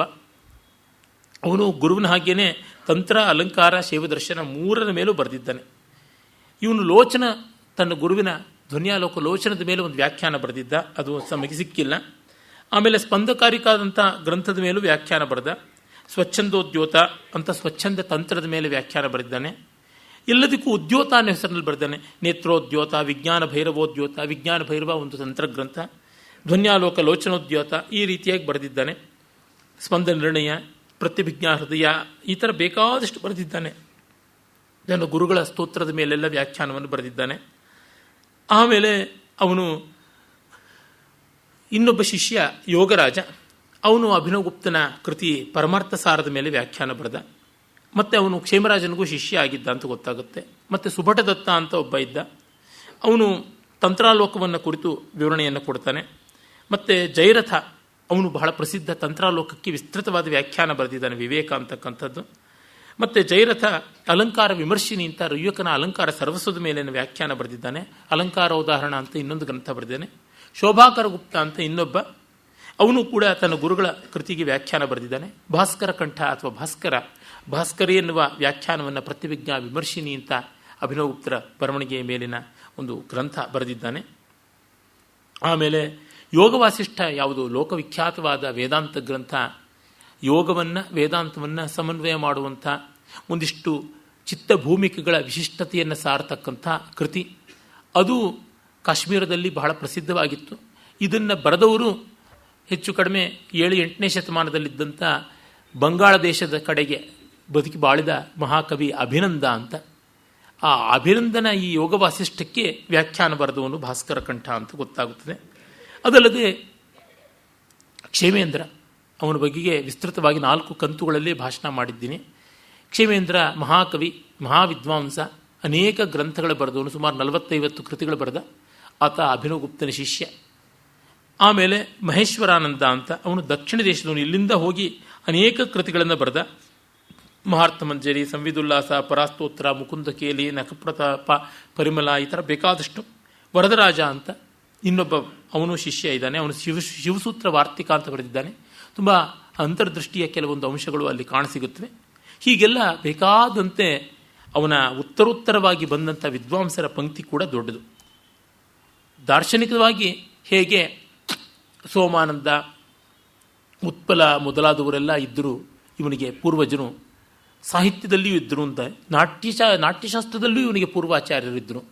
ದತ್ತಿಲ ಇರಬಹುದು, ರಾಹುಲ ಇರಬಹುದು, ಕೋಹಲ ಇರಬಹುದು, ಭಟ್ಟಯಂತ್ರ, ಕೀರ್ತಿಧರ, ನಾಣ್ಯದೇವ, ಹರ್ಷ, ಉದ್ಭಟ, ಭಟ್ಟಲೊಲ್ಲಟ, ಶಂಕುಕ, ಭಟ್ಟನಾಯಕ ಮತ್ತು ತನ್ನ ಗುರು ಅಭಿನವಗುಪ್ತನ ಗುರು ತೋತ, ಇವರೆಲ್ಲರೂ ಕೂಡ ನಾಟ್ಯಶಾಸ್ತ್ರವನ್ನು ಕುರಿತು ಬೇರೆ ಬೇರೆ ರೀತಿ ವಿವರಣೆ ಮಾಡಿದರು. ಕನ್ನಡದವನು ನಾಣ್ಯದೇವ, ನನ್ನಿದೇವ ಅಂತ ಅವನು ಕರೀತಾರೆ. ಅವನು ಮಿಥಿಲಾ ಮತ್ತು ನೇಪಾಳ ಇತ್ಯಾದಿ ಪ್ರಾಂತಗಳಲ್ಲಿ ಆಳ್ತಾ ಇದ್ದ ಅಂತ ಗೊತ್ತಾಗುತ್ತದೆ. ಅವನು ನಾಟ್ಯಶಾಸ್ತ್ರದ ಸಂಗೀತ ಸಂಬಂಧಿಯಾದಂಥ ವಿವರಣೆಯನ್ನು ಒಂದಷ್ಟು ಕೊಟ್ಟ. ದತ್ತಿಲಾನು ಅದೇ ಬಗ್ಗೆ ಕೊಟ್ಟ. ಕೆಲವು ಭಾಗಗಳಿಗೆ ನಾಟ್ಯಶಾಸ್ತ್ರವನ್ನು ಕುರಿತು ವ್ಯಾಖ್ಯಾನ ಬರೆದವರು ಇದ್ದಾರೆ. ಅವರೆಲ್ಲರೂ ಇವನ ಪೂರ್ವಾಚಾರ್ಯರಾಗಿದ್ದರು. ಇಂಥ ಒಂದು ದೊಡ್ಡ ವಿದ್ವತ್ ಸಮಾವೇಶದ ಮಧ್ಯದಲ್ಲಿ ತನ್ನದಾದ ಛಾಪನ್ನು ಬೀರದ ಅನ್ನುವುದು ಅಭಿನವಗುಪ್ತನ ಮಹತ್ವವನ್ನು ತೋರ್ಪಡಿಸುತ್ತದೆ. ಆಮೇಲೆ ಅವನು ವೀಣಾವಾದನಾದಿ ಕೌಶಲಗಳನ್ನು ಪಡೆದಿದ್ದ. ಅವನನ್ನು ಕುರಿತು ತುಂಬ ಸುಂದರವಾದಂಥ ಒಂದು ಪೆನ್ ಪಿಕ್ಚರ್ ಅಂತಾರಲ್ಲ, ಅದೂ ಇದೆ. ಜೊತೆಗೆ ಅದು ಸಮಕಾಲೀನ ಚಿತ್ರಣವೂ ಆಗಿ ಕೂಡ ಬಂದಿದೆ. ಮುತ್ತಿನ ಮಂಟಪದಲ್ಲಿ ಅವನು ಕೂತು ಯಾವ ಅಧ್ಯಯನ ಮುದ್ರೆ, ಅಧ್ಯಯನಾಸನ ಅಂತ ನಾವೇನು ಕರಿತೀವಿ, ಎಡಗಾಲಿನ ಮೇಲೆ ಬಲಗಾಲನ್ನು ಹಾಕಿಕೊಂಡು ಕೂತ್ಕೊಳ್ಳೋದು, ಅದರೊಳಗೆ ಅವನು ಚಿನ್ಮುದ್ರೆಯನ್ನು ಧರಿಸಿ ತತ್ವೋಪದೇಶವನ್ನು ಮಾಡ್ತಾ ಇದ್ದ, ಶಾಸ್ತ್ರಗ್ರಂಥಗಳನ್ನು ರಚನೆ ಮಾಡ್ತಾ ಇದ್ದ. ದೀರ್ಘವಾದಂಥ ಗಡ್ಡ ಬೆಳೆಸಿಕೊಂಡಿದ್ದ, ಶ್ಮಶ್ರುವನ್ನು, ತಲೆಗೆ ಮಲ್ಲಿಗೆ ಮಾಲೆ ಮುಡಿದಿರ್ತಾ ಇದ್ದ, ಕೈಯಲ್ಲಿ ಕಾರಣ ಅಂತಕ್ಕಂಥ ತಂತ್ರಶಾಸ್ತ್ರ ಹೇಳ್ತಕ್ಕಂಥ ವಿಹಿತವಾದ ಮದ್ಯವನ್ನು ಹಿಡಿದಿರ್ತಾ ಇದ್ದ, ತಾಂಬೂಲವನ್ನು ಧರಿಸಿರ್ತಾ ಇದ್ದ. ಮತ್ತು ಅನತಿ ದೂರದಲ್ಲೇ ಇರತಕ್ಕಂಥ ನರ್ತಕಿಯರಿಗೆ ನಿರ್ದೇಶನ ಮಾಡಿ ನಾಟ್ಯ ಕಲಿಸ್ತಾ ಇದ್ದ, ವಾದಕರಿಗೆ ನಿರ್ದೇಶನ ಮಾಡಿ ವಾದ್ಯಕ್ಕೆ ಸೂಚನೆ ಕೊಡ್ತಾ ಇದ್ದ. ಮತ್ತೊಂದು ಕಡೆ ಕ್ಷೇಮರಾಜ, ಕ್ಷೇಮೇಂದ್ರ ಮೊದಲಾದ ಶಿಷ್ಯರಿಗೆ ಶಾಸ್ತ್ರಗ್ರಂಥಗಳನ್ನು ಬರೆಸ್ತಾ ಇದ್ದ. ಇದೆಲ್ಲವನ್ನೂ ಮಾಡ್ತಾ ಇದ್ದ. ಏಕಕಾಲದಲ್ಲಿ ಒಂದು ಅವಧಾನ ಪಡೆದಂತೆ ಅಭಿನವಗುಪ್ತ ಮಾಡ್ತಾ ಇದ್ದ ಅನ್ನುವಂಥ ಒಂದು ಚಿತ್ರಣ ಸಿಗುತ್ತದೆ. ಆ ಚಿತ್ರಣದ ಮೇಲೆ ಚಿತ್ರವನ್ನೇ ಬರೆದದ್ದು ಉಂಟು. ಇಲ್ಲೆಲ್ಲ ಆತನ ಪಾಂಡಿತ್ಯ ಗೊತ್ತಾಗುತ್ತದೆ. ವೈದುಷ್ಯ ನಮಗೆ ಲೀಲೆ ಎಂಥದ್ದು ಅನ್ನುವಂಥದ್ದು ಮತ್ತೆ ಮತ್ತೆ ತಿಳಿತಾ ಬರುತ್ತದೆ. ಇಂಥ ಅಭಿನವಗುಪ್ತ ಒಳ್ಳೆಯ ಹಾಸ್ಯಕ್ಕೆ ಕೂಡ ಹೆಸರಾದವನು. ಇದು ನಮಗೆ ಗಮನಾರ್ಹವಾದಂಥದ್ದು ಅಂತ ಅನಿಸುತ್ತದೆ. ತುಂಬ ಗಂಭೀರವಾಗಿ ಮುಖ ಗಂಟು ಹಾಕ್ಕೊಂಡು ಸಿಡುಕ್ತಾ ಇದ್ದವನು ಅನ್ನೋ ಥರ ನಾವು ಅಂದುಕೋಬೇಕಿಲ್ಲ. ಅವನು ಸರಸವಾದ ವ್ಯಕ್ತಿತ್ವ ಇದ್ದಂಥವನು. ನಮಗೆ ಆತನ ಗ್ರಂಥಗಳಲ್ಲಿ ಅಲ್ಲಲ್ಲಿ ನೋಡ್ತಾ ಬಂದಂತೆ ಆತ್ಮವಿಶ್ವಾಸ, ಕೆಣಕು, ತಿಣುಕು ಇವೆಲ್ಲ ಕೂಡ ಕಾಣಿಸುತ್ತದೆ. ಒಂದು ಪಂಕ್ತಿಯಲ್ಲಿ ತುಂಬ ದೊಡ್ಡದಾದ ಮಾತನ್ನಾಡಿರ್ತಾನೆ, ಮುಂದೆ ಪಂಕ್ತಿಯಲ್ಲಿ ಅಸಂಬದ್ಧವಾಗಿರುತ್ತದೆ, ಅದಕ್ಕೆ ವ್ಯತಿರಿಕ್ತವಾಗಿ ಹೇಳಿರ್ತಾನೆ. ಈ ವಿಷಯದಲ್ಲಿ ಕುಪ್ಪಸ್ವಾಮಿ ಶಾಸ್ತ್ರಿಗಳು ಮಹಾಮಹೋಪಾಧ್ಯಾಯರು ಡಾಕ್ಟರ್ ವಿ ರಾಘವನಿಗೆ ಹೇಳಿದ್ರಂತೆ, ತುಂಬ ಬರೆದಂಥ ಮಹಾವಿದ್ವಾಂಸರಲ್ಲಿ ಪಂಕ್ತಿ ಪಂಕ್ತಿಗೂ ಉತ್ತರವಾದಿತ್ವವನ್ನು ನಿರೀಕ್ಷೆ ಮಾಡಬಾರದು ಅಂತ, ಯುಕ್ತವಾದದ್ದು ಅಂತ ಅನಿಸುತ್ತದೆ. ಏಕೆಂದರೆ ಸಿಕ್ಕಾಪಟ್ಟೆ ಬರೆದು ಬಿಟ್ಟಿದ್ದಾಗ ಅಲ್ಲಿ ಇಲ್ಲಿ ವದತೋ ವ್ಯಾಘಾತಗಳಾಗಿರುತ್ತೆ, ಏನು ಮಾಡೋಕ್ಕಾಗೋಲ್ಲ. ಅವನು ಅದನ್ನು ಕೇಳಿದ್ರೆ ಅದು ಹಾಗೇನೆ ಅಂತ ಅಂದುಬಿಡ್ತಾ ಇದ್ದ ಅನ್ಸುತ್ತೆ. ಅದಕ್ಕೆ ಅಪಾಲಜೆಟಿಕ್ ಆಗ್ತಾ ಇರಲಿಲ್ವೋ ಏನೋ ಅಂತ ನನಗನ್ಸುತ್ತೆ. ಅಭಿನವಗುಪ್ತನ ಸ್ವಭಾವ ಹೀಗಿದ್ದಿರ್ಬೋದು, ಅಯ್ಯೋ ಬಿಡ್ಲೆ ಅದು ಯಾವಾಗಲೂ ಬರೆದಿದ್ದು ಅದು ಹಂಗಿತ್ತು ಅಂತ. ಅಂದರೆ ಅವನು ಒಂಥರ ಧೀರವಾದ ಒಂದು ಉಡಾಫೆಯ ವ್ಯಕ್ತಿತ್ವವೂ ಆಗಿದ್ದಿರ್ಬೋದು ಅಂತ. ಹಾಗೆಲ್ಲ ಇಲ್ಲದೆ ಇದ್ರೆ ತಂತ್ರ ಸಾಧನೆ ಮಾಡುವುದಾಗಲಿ, ಸಮನ್ವಯ ಮಾಡುವುದಾಗಲಿ, ವಿಚಿತ್ರವಾದ ಕೆಲಸಗಳನ್ನು ನಡೆಸೋದಾಗಲಿ ಆಗ್ತಿರಲಿಲ್ಲ. ಅವನು ಮಡಿವಂತ ಅಲ್ಲ ಅಂತ ಅನ್ನಬಹುದು. ಅವನು ಸ್ವತಂತ್ರವಾದ ದೃಷ್ಟಿಕೋನ. ಕೆಲವು ಕಡೆ ಸಂಪ್ರದಾಯವನ್ನು ಹಿಡಿತಾ ಇದ್ದ, ಕೆಲವು ಕಡೆ ಅದನ್ನು ಪಕ್ಕಕ್ಕೂ ಇಟ್ಬಿಡ್ತಾ ಇದ್ದ. ಒಂದು ಕಡೆಗೆ ಅವನು ಹೇಳ್ತಾನೆ, ಏವಂ ರಾಮಾಯಣೇಪಿ ನೋಕ್ತಂ ಅಂತ ಪ್ರತಿಪಕ್ಷಕಾರ ಹೇಳಿದ್ರೆ, ವೇದೇಪಿ ಸ್ಯಾನ್ನಾಮ ನ ವೈಮತೋ ಬಿಭೀಮ, ವೇದದಲ್ಲೇ ಹೇಳಿರಲಿ ಹಾಗೆ ನಮಗೇನು ಹೆದರಿಕೆ ಇಲ್ಲ ಅಂತಂತಾನೆ. ಈ ಕೆಚ್ಚು ತುಂಬ ದೊಡ್ಡದಾದದ್ದು. ಅವನು ತನ್ನ ಪೂರ್ವಜರನ್ನ ವಾದ ಮಾಡ್ತಾ ಗೌರವದಿಂದ ಸ್ಮರಿಸ್ತಾನೆ, ಜೊತೆಗೆ ಅವರನ್ನು ತಿವಿತಾನೆ. ಅವನೇ ಹೇಳ್ತಾನೆ, ಊರ್ಧ್ವೋರ್ಧ್ವ ಮಾರುಹ್ಯ ಯದರ್ಥ ತತ್ವಂ ದಿಹ್ ಪಶ್ಯತಿ ಶಾಂತಿಮವೇದಯಂತಿ ಫಲಂ ತದಾದ್ಯ ಪರಿಕಲ್ಪಿತಾನಾಂ ವಿವೇಕ ಸೋಪಾನ ಪರಂಪರಾಣಾಂ. ಬುದ್ಧಿ ಮೇಲಕ್ಕೆ ಹೋಗಿ ಏನೆಲ್ಲ ಬೆಳಕನ್ನು ಎತ್ತರವನ್ನು ಕಾಣ್ತಾ ಇದೆಯೋ ಅದೆಲ್ಲ ಪೂರ್ವ ಸೂರಿಗಳು ಮಾಡಿದಂಥ ವಿವೇಕದ ಮೆಟ್ಟಲುಗಳ ಪ್ರಭಾವ. ಅದಿಲ್ಲದಿದ್ದರೆ ಆಗ್ತಾ ಇಲ್ಲ. ತಸ್ಮಾತ್ ಸತಾ ಮತ್ರ ದೂಷಿತಾನಿ ಮತಾನಿ ತಾನ್ಯೇವ ಸುಶೋಧಿತಾನಿ. ಹಿಂದಿನ ವಿದ್ವಾಂಸರ ಮತಗಳನ್ನು ದೂಷಣೆ ಮಾಡ್ತಾ ಇಲ್ಲ, ಅದನ್ನು ಶುದ್ಧಿ ಮಾಡ್ತಾ ಇದ್ದೀನಿ ಅಂತ ಹೇಳ್ತಾನೆ. ಹಾಗೆ ಹೇಳುವಾಗಲೇ ಭಟ್ಟನಾಯಕನಂತವ್ರನ್ನ ಇವನು ತುಂಬ ಸ್ವೀಕರಿಸಿದ್ದಾನೆ. ಅವನ ಅಭಿವ್ಯಕ್ತಿವಾದಕ್ಕೆ ಬೇಕಾಗಿರ್ತಕ್ಕಂಥದ್ದು ಭಟ್ಟನಾಯಕನ ಭುಕ್ತಿವಾದದಿಂದ ಸಾಕಷ್ಟು ಸಿಕ್ಕಿದೆ. ಹಾಗಿದ್ದರೂ ಅವನು ಪಶ್ಚಿತ ಅನುವಾಕಹತ ಬುದ್ಧೇಹೇ ವಾದಕೌಶಲಂ. ಆಹಾ, ನೋಡಿ ವೇದಾಭ್ಯಾಸ ಜಡ ಆಗಿರ್ತಕ್ಕಂಥ ಇವನು ವೇದದ ಅನುವಾಕಗಳನ್ನು ಹೇಳಿ ಬುದ್ಧಿ ಮಂದವಾಗಿಬಿಟ್ಟಿದೆ. ಅವನು ವಾದಕೌಶಲವನ್ನು ನೋಡಿ, ಜೈಮಿನಿಯೇ ಏವಂ ಯುಜ್ಯತೆ ಅನ್ನತು ಕಾವ್ಯಮೀಮಾಂಸಾಯ. ಅಂದರೆ ಪೂರ್ವಮೀಮಾಂಸೆಯಲ್ಲಿ ಈ ಥರ ಎಲ್ಲ ಮಾತಾಡಿದ್ರೆ ನಡೆಯುತ್ತೆ, ಕಾವ್ಯಮೀಮಾಂಸೆಯಲ್ಲಿ ಮಾತಾಡಿದ್ರೆ ನಡೆಯುವಂಥದ್ದಲ್ಲ ಅಂತ ಹೇಳ್ಬಿಟ್ಟಂತಾನೆ. ಇದೇನು ಬೇರೆಯವ್ರಿಗಲ್ಲ, ತನ್ನವ್ರಿಗೂ ಅದೇ ಮಾತಾಡ್ತಾನೆ. ಅವನ ವಂಶದಲ್ಲಿ ಹಿಂದೆ ಒಬ್ಬ ಯಾರೋ ಧ್ವನ್ಯಾಲೋಕಕ್ಕೆ ವ್ಯಾಖ್ಯಾನ ಬರೆದನಂತೆ. ಆತನ ಹೆಸರು ಗೊತ್ತಿಲ್ಲ, ವ್ಯಾಖ್ಯಾನವೂ ಸಿಕ್ಕಿಲ್ಲ. ಚಂದ್ರಿಕಾ ಅಂತಕ್ಕಂಥದ್ದು ವ್ಯಾಖ್ಯಾನ. ಆ ಚಂದ್ರಿಕಾಕಾರನ ಅಭಿಪ್ರಾಯವನ್ನು ಒಂದು ಕಡೆ ಖಂಡನೆ ಮಾಡ್ತಾ ಅವನು ಹೇಳ್ತಾನೆ, ಸ ದೇವಂ ವಿಕ್ರಿಯ ಯಾತ್ರೋತ್ಸವ ಅಕಾರ್ಷೀತ್. ಅವನು ದೇವರ ವಿಗ್ರಹವನ್ನು ಮಾರಿಬಿಟ್ಟು ಜಾತ್ರೆ ರಥೋತ್ಸವ ಮಾಡ್ದ ಅಂತ. ಅಲಂ ಪೂರ್ವಜೈ ಸಾಕಂ ವಿವಾದ. ನಮ್ಮ ಪೂರ್ವಜರ ಜೊತೆಗೆ ವಿವಾದ ಮಾಡೋದು ಬೇಡ. ಅಲಂ ಪೂರ್ವವಂಶೈ ಸಹ ವಿವಾದ ಅಂತ ನಮ್ಮ ಮಾತನ್ನು ಹೇಳ್ತಾನೆ. ಇನ್ನೊಂದು ಕಡೆಗೆ ಅವನು ಹೇಳ್ತಾನೆ, ನಮಗೆ ಎಲ್ಲದಕ್ಕಿಂತ ಮುಖ್ಯವಾಗಿರ್ತಕ್ಕಂಥದ್ದು ಸ್ವಸಂವೇದನೆ. ಅಲ್ಲಿ ಇನ್ನೊಂದು ಪ್ರಮಾಣವನ್ನು ಅನುಸರಿಸಬೇಕಾಗಿಲ್ಲ ಅಂತ. ಯಾಕೆಂದರೆ ನನಗೆ ಸಂತೋಷವಾಗ್ತಾ ಇದೆ ಅನ್ನೋದಕ್ಕೆ ಇನ್ಯಾರಾದರೂ ಪ್ರೂಫ್ ಕೊಡಬೇಕೆ? ನನಗೆ ನೋವಾಗ್ತಾ ಇದೆ ಅಂತ ಇನ್ಯಾರಾದ್ರೂ ಬಂದು ಹೇಳಬೇಕೆ? ನನಗೆ ಗೊತ್ತಾಗ್ತಿದೆಯಪ್ಪ, ನಿನ್ನ ಕಾಲಿಗೆ ಬುಳ್ಳಿ ಚುಚ್ಕೊಂಡಿದೆ, ನಿನಗೆ ನೋವಾಗ್ತಾ ಇದೆ, ಅದರಿಂದ ಅಯ್ಯೋ ಅಂತ ಅನ್ನುವಂತ ಯಾರಾದರೂ ಹೇಳೋದಿದ್ರೆ ಉಂಟಾ? ಅದು ಹೇಗಲ್ಲವೋ ಆ ರೀತಿಯಾಗಿ ಅನುಭವಕ್ಕೆ ಲಿಂಗವನ್ನು ಹುಡುಕಬಾರದು ಅಂತ. ಹೀಗೆಲ್ಲ ಬಹಳ ಮಾರ್ಮಿಕವಾದ ಮಾತುಗಳನ್ನು ಎಷ್ಟೆಷ್ಟನ್ನೂ ಹೇಳ್ತಾನೆ. ಅದು ಕಂಡಾಗಲೆಲ್ಲ ನಮಗೆ ಅವನ ನಿರಂಕುಶವಾದ ವ್ಯಕ್ತಿತ್ವ ಏನು ಅಂತ ಗೊತ್ತಾಗುತ್ತದೆ.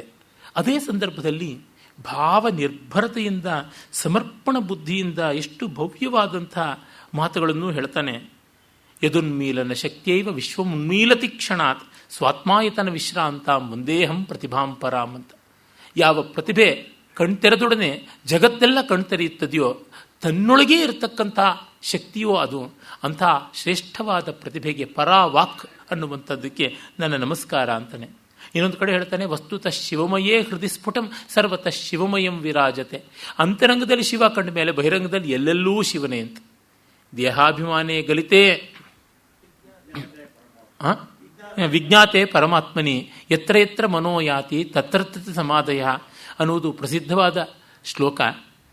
ನಿಸ್ತ್ರೈಗುಣ್ಯೇ ಪಥಿವಿಚರತಾಂ ಕೋವಿಧಿ ಕೋ ನಿಷೇಧ ಅನ್ನುವ ಶುಕಾಷ್ಟಕದ ಮಾತು ಇದನ್ನೇ ಹೇಳುತ್ತದೆ. ಹೀಗೆ ಅವನ ನಿರ್ಭರತೆ ಆ ರೀತಿಯಾಗಿ ಮತ್ತೆ ಮತ್ತೆ ತೋರಿಕೊಳ್ಳುತ್ತದೆ. ಅವನು ಧ್ವನ್ಯಾಲೋಕ ಲೋಚನಕ್ಕೆ ಪ್ರತಿಯೊಂದು ಉದ್ಯೋತದ ಕೊನೆಯಲ್ಲಿಯೂ ಒಂದೊಂದು ಶ್ಲೋಕ ಬರೀತಾರೆ. 4 ಭಾಗಗಳು ಧ್ವನ್ಯಾಲೋಕ, 4 ಉದ್ಯೋತ ಅಂತ. ಒಂದೊಂದು ಹೊಳಹು, ಎ ಫ್ಲ್ಯಾಶ್ ಅಂತ ಕರೀಬಹುದು. ಪರ, ಪಶ್ಯಂತಿ, ಮಧ್ಯಮ, ವೈಖರಿ ಅಂತ ಅದಕ್ಕೆ 4 ರೀತಿಯ ಧ್ವನಿಗಳು ಅಂತ ಮಾಡಿದ್ದಾನೆ. ವಾಕ್ಕಿನ ಬೇರೆ ಬೇರೆ ಸ್ತರಗಳು ಅಂತ ಆ ರೀತಿಯಾಗಿ ಪರ, ಪಶ್ಯಂತಿ, ಮಧ್ಯಮ, ವೈಖರಿಯಾಗಿ ಪಾರ್ವತೀ ರೂಪಿಣಿಯಾಗಿ ವಾಕು ಶಕ್ತಿ, ಅರ್ಥ ಶಿವ. ಹಾಗಾಗಿ ವಾಕ್ಸ್ವರೂಪಿಯಾಗಿ ಧ್ವನಿತತ್ವವನ್ನು ಕಂಡಿದ್ದಾನೆ. ಅಂದರೆ the novelty in expression, the charm in expression, the recognition ಅನ್ನುವಂಥದ್ದು.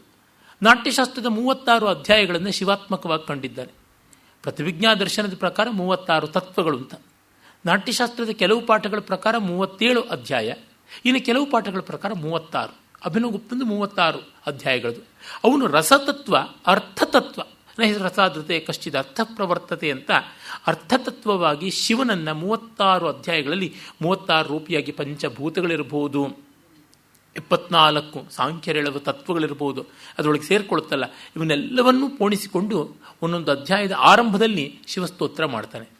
ಇಲ್ಲಿ ಒಂದೊಂದು ಉದ್ಯೋತದ ಕೊನೆಗೆ ಶಕ್ತಿ ಸ್ತೋತ್ರವನ್ನು ಮಾಡ್ತಾನೆ. ಹಾಗೆ ಶಿವಶಕ್ತಿ ಸಮಾಯೋಗವನ್ನು ನಾಟ್ಯಶಾಸ್ತ್ರದ ವಿವೃತಿಯಾದ ಅಭಿನವ ಭಾರತಿ ಮತ್ತು ಧ್ವನಿಶಾಸ್ತ್ರ ವಿವೃತಿಯಾದ ಲೋಚನದಲ್ಲಿ ಬಹಳ ಸೊಗಸಾಗಿ ಮಾಡಿರುವುದು ನಮಗೆ ಗೊತ್ತಾಗುತ್ತದೆ. ಅಲ್ಲಿ ಅವನು ಹೃದಯ ತುಂಬಿ ಹಾಡ್ತಕ್ಕಂಥ ಸ್ತೋತ್ರ ಭಾವಗಳು ಗಮನಾರ್ಹವಾದಂಥದ್ದು. ಆಮೇಲೆ ಅವನು ಬರೆದಂಥ ಹಲವು ಸ್ತೋತ್ರಗಳು ಉಂಟು. ಆ ಸ್ತೋತ್ರಗಳ ಕೆಲವೊಂದು ಉಕ್ತಿಗಳನ್ನು ಕಂಡಾಗ ನಮಗೆ ಇಷ್ಟು ದಿವ್ಯವಾದದ್ದಪ್ಪ ಇವನ ಭಾವ ಅಂತ ಅನಿಸುತ್ತದೆ. ಕೆಲವೊಂದು ಶ್ಲೋಕಗಳು ಇನ್ನೊಬ್ಬರ ಬೇರೊಬ್ಬರ ಹೆಸರಿನಲ್ಲೂ ಇದ್ದಿರಬಹುದು, ಆ ರೀತಿಯಾದದ್ದು ಇದ್ದೇ ಇರುತ್ತದೆ. ಅಂಥ ಒಂದು ಅದ್ಭುತವಾದ ಸ್ತೋತ್ರ ಅಂತಂದರೆ ನನಗೆ ನಿಮ್ಮೆಲ್ಲರಿಗೂ ತಿಳಿಸಬೇಕು ಅಂತಕ್ಕಂಥದ್ದು, ಅವನು ಪರಾಪೂಜಾ ಅಂತ ಪ್ರಸಿದ್ಧವಾದ ಶಂಕರರ ಹೆಸರಿನಲ್ಲಿರ್ತಕ್ಕಂಥ ಒಂದು ಸ್ತೋತ್ರ ಅಭಿನವಗುಪ್ತನದೇ ಅಂತ ಕೂಡ ಹೇಳ್ತಾರೆ. ಅದು ನಾವು ಕಾಣಬಹುದು. ಶಂಕರ ಭಗವತ್ಪಾದರ ಹೆಸರಿನಲ್ಲಿ ಪರಾಪೂಜಾ ಅಂತಕ್ಕಂಥ ಒಂದು 8 ಶ್ಲೋಕಗಳ ಗುಚ್ಛ ಕಾಣಿಸುತ್ತದೆ. ಅದು ಅಭಿನವಗುಪ್ತನದು ಅಂತ ಕಾಂತಿಚಂದ್ರ ಪಾಂಡೆಯರು ಸಾಬೀತು ಮಾಡ್ತಾರೆ. ಯಾರದೇ ಆಗಿದ್ರೂ ಸೊಗಸಾಗಿರ್ತಕ್ಕಂಥದ್ದು. ಮಹೋಪದೇಶ ವಿಂಶತಿಕಂ ಅಂತ 20 ಶ್ಲೋಕಗಳದು ಅಂತ. ಅದರೊಳಗೆ ಕಡೆಯ 8 ಶ್ಲೋಕಗಳು ತುಂಬ ಚೆನ್ನಾಗಿರ್ತಕ್ಕಂಥವು. 13ರಿಂದ ಪೂರ್ಣಸ್ಯ ಆವಾಹನಂ ಕುತ್ರ ಸರ್ವಾಧಾರಸ್ಯ ಚಾಸನಂ ಸ್ವಚ್ಛಂದಸ್ಯ ಪಾದ್ಯಂ ಸ್ವಚ್ಛಸ್ಯ ಪಾದ್ಯಂ ಅರ್ಘ್ಯಂಚ ಶುದ್ಧಸ್ಯ ಆಚಮನಂ ಕುತಃ ನಿರ್ಮಲಸ್ಯ ಕುತಸ್ನಾನಂ ವಸ್ತ್ರಂ ವಿಶ್ವೋದರಸ್ಯ ಚ ನಿರ್ಲೇಪಸ್ಯ ಕುತೋ ಗಂಧೋ ರಮ್ಯಸ್ಯ ಆಭರಣಂ ಕುತಃ ನಿರಾಲಂಬಸ್ಯೋಪವೀತಂ ಪುಷ್ಪಂ ನಿರ್ವಾಸನಸ್ಯ ಚ ಅಪ್ರಾಣಸ್ಯ ಕುತೋ ಧೂಪಃ ಚಕ್ಷುರ್ಹೀನಸ್ಯ ದೀಪಕಃ ನಿತ್ಯತೃಪ್ತಸ್ಯ ನೈವೇದ್ಯಂ ತಾಂಬೂಲಂಚ ಕುತೋ ವಿಭೋಃ ಪ್ರದಕ್ಷಿಣಾಹ್ಯನಂತಸ್ಯ ಅದ್ವಿತೀಯಸ್ಯ ಕುತೋ ನತಿಃ ಸ್ವಯಂ ಪ್ರಕಾಶಮಾನಸ್ಯ ಕುತೋ ನೀರಾಜನಂ ವಿಭೋಃ ವೇದವಾಚಾಂ ಅವೇದ್ಯಸ್ಯ ಕುತಸ್ತೋತ್ರಂ ವಿಧೀಯತೆ ಅಂತರ್ಬಹಿಶ್ಚ ಪೂರ್ಣಶ್ಚ ಕಥಂ ಉದ್ವಾಸನಂ ಭವೇತ್ ಭೇದಹೀನಸ್ಯ ವಿಶ್ವತ್ರ ಕಥಂಚ ಹವನಂ ಭವೇತ್ ಪೂರ್ಣಸ್ಯ ದಕ್ಷಿಣಾ ಕುತ್ರ ನಿತ್ಯತೃಪ್ತಸ್ಯ ತರ್ಪಣಂ ವಿಸರ್ಜನಂ ವ್ಯಾಪಕಸ್ಯ ಅಪ್ರತ್ಯಕ್ಷಸ್ಯ ಕ್ಷಮಾಪಣಂ ಏವಮೇವ ಪರಾ ಪೂಜಾ ಸರ್ವಾವಸ್ಥಾಸು ಸರ್ವದಾ ಐಕಬುದ್ಧ್ಯಾತು ಸರ್ವೇಶೇ ಮನೋದೇವೇ ನಿಯೋಜಯೇತ್.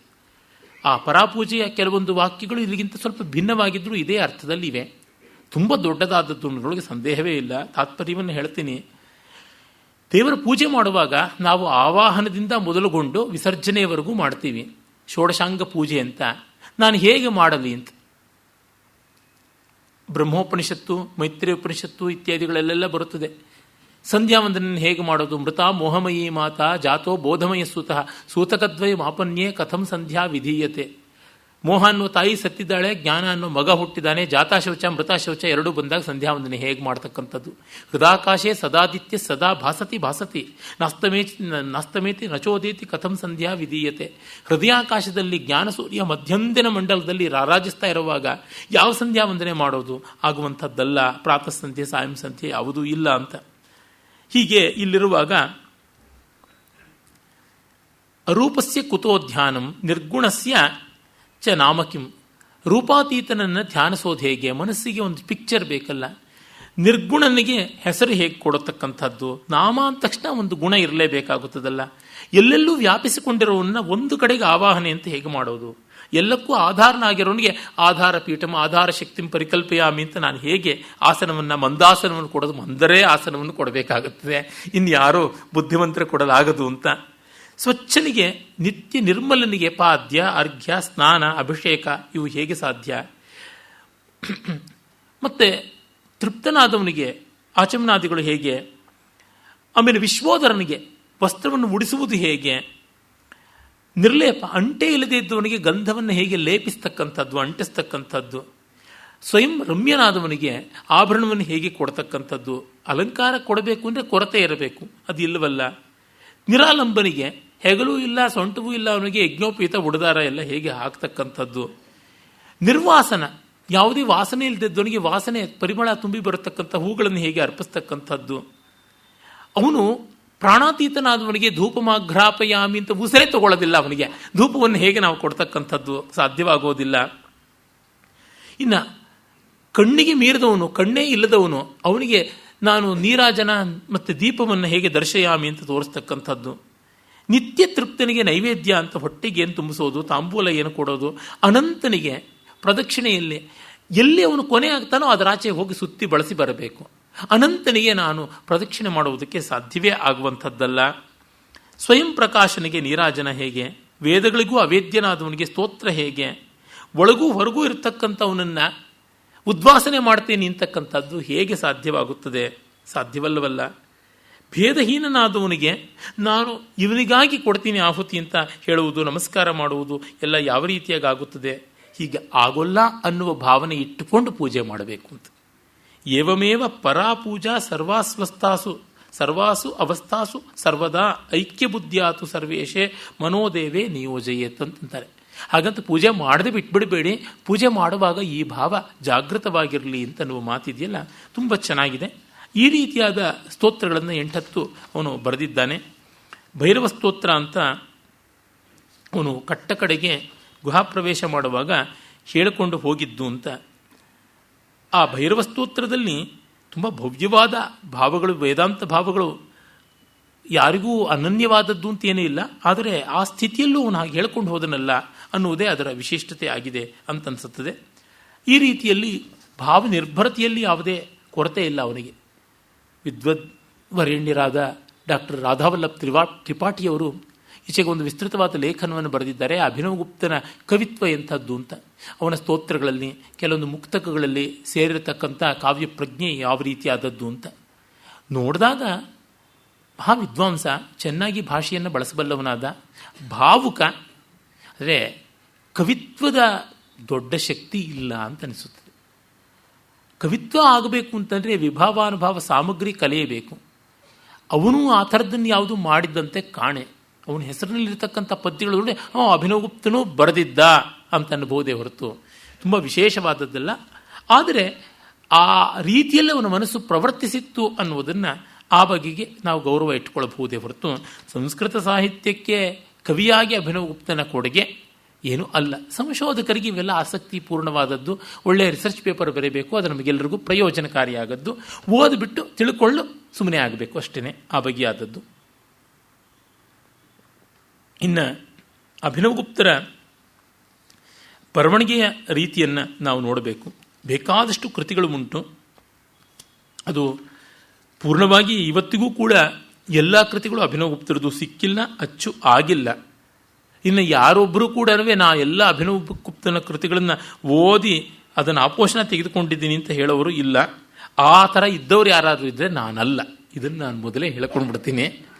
ನಾನು ಅಭಿನವಗುಪ್ತರ ಕೆಲವೊಂದು ಕೃತಿಗಳನ್ನು ಓದಿದ್ದೀನಿ. ಪ್ರಮುಖವಾದ ಕೃತಿಗಳು ಅಂತ ಯಾವುದಿವೆ ಅವನ್ನು ಓದಿದ್ದೀನಿ. ಮಿಕ್ಕ ಕೆಲವು ಕೃತಿಗಳು ಆ ಕೃತಿಗಳ ಸಂಗ್ರಹವೇ ಆಗಿರೋದ್ರಿಂದ ಓದಿಲ್ಲ. ಉದಾಹರಣೆಗೆ ತಂತ್ರಾಲೋಕ ಓದಿದ ಮೇಲಿಂದ ತಂತ್ರ ಬಟದಾನಿಕಾ ಮೊದಲಾದವು ಓದಲೇಬೇಕಾಗಿಲ್ಲ, ಅದರ ಸಂಗ್ರಹವೇ ಆಗಿದೆ. ತಂತ್ರಾಲೋಕ ತಂತ್ರಕ್ಕೆ ಸಂಬಂಧಪಟ್ಟಂತೆ ಅವನ ಮೇಜರ್ ವರ್ಕ್ ಆಗಿರ್ತಕ್ಕಂಥದ್ದು.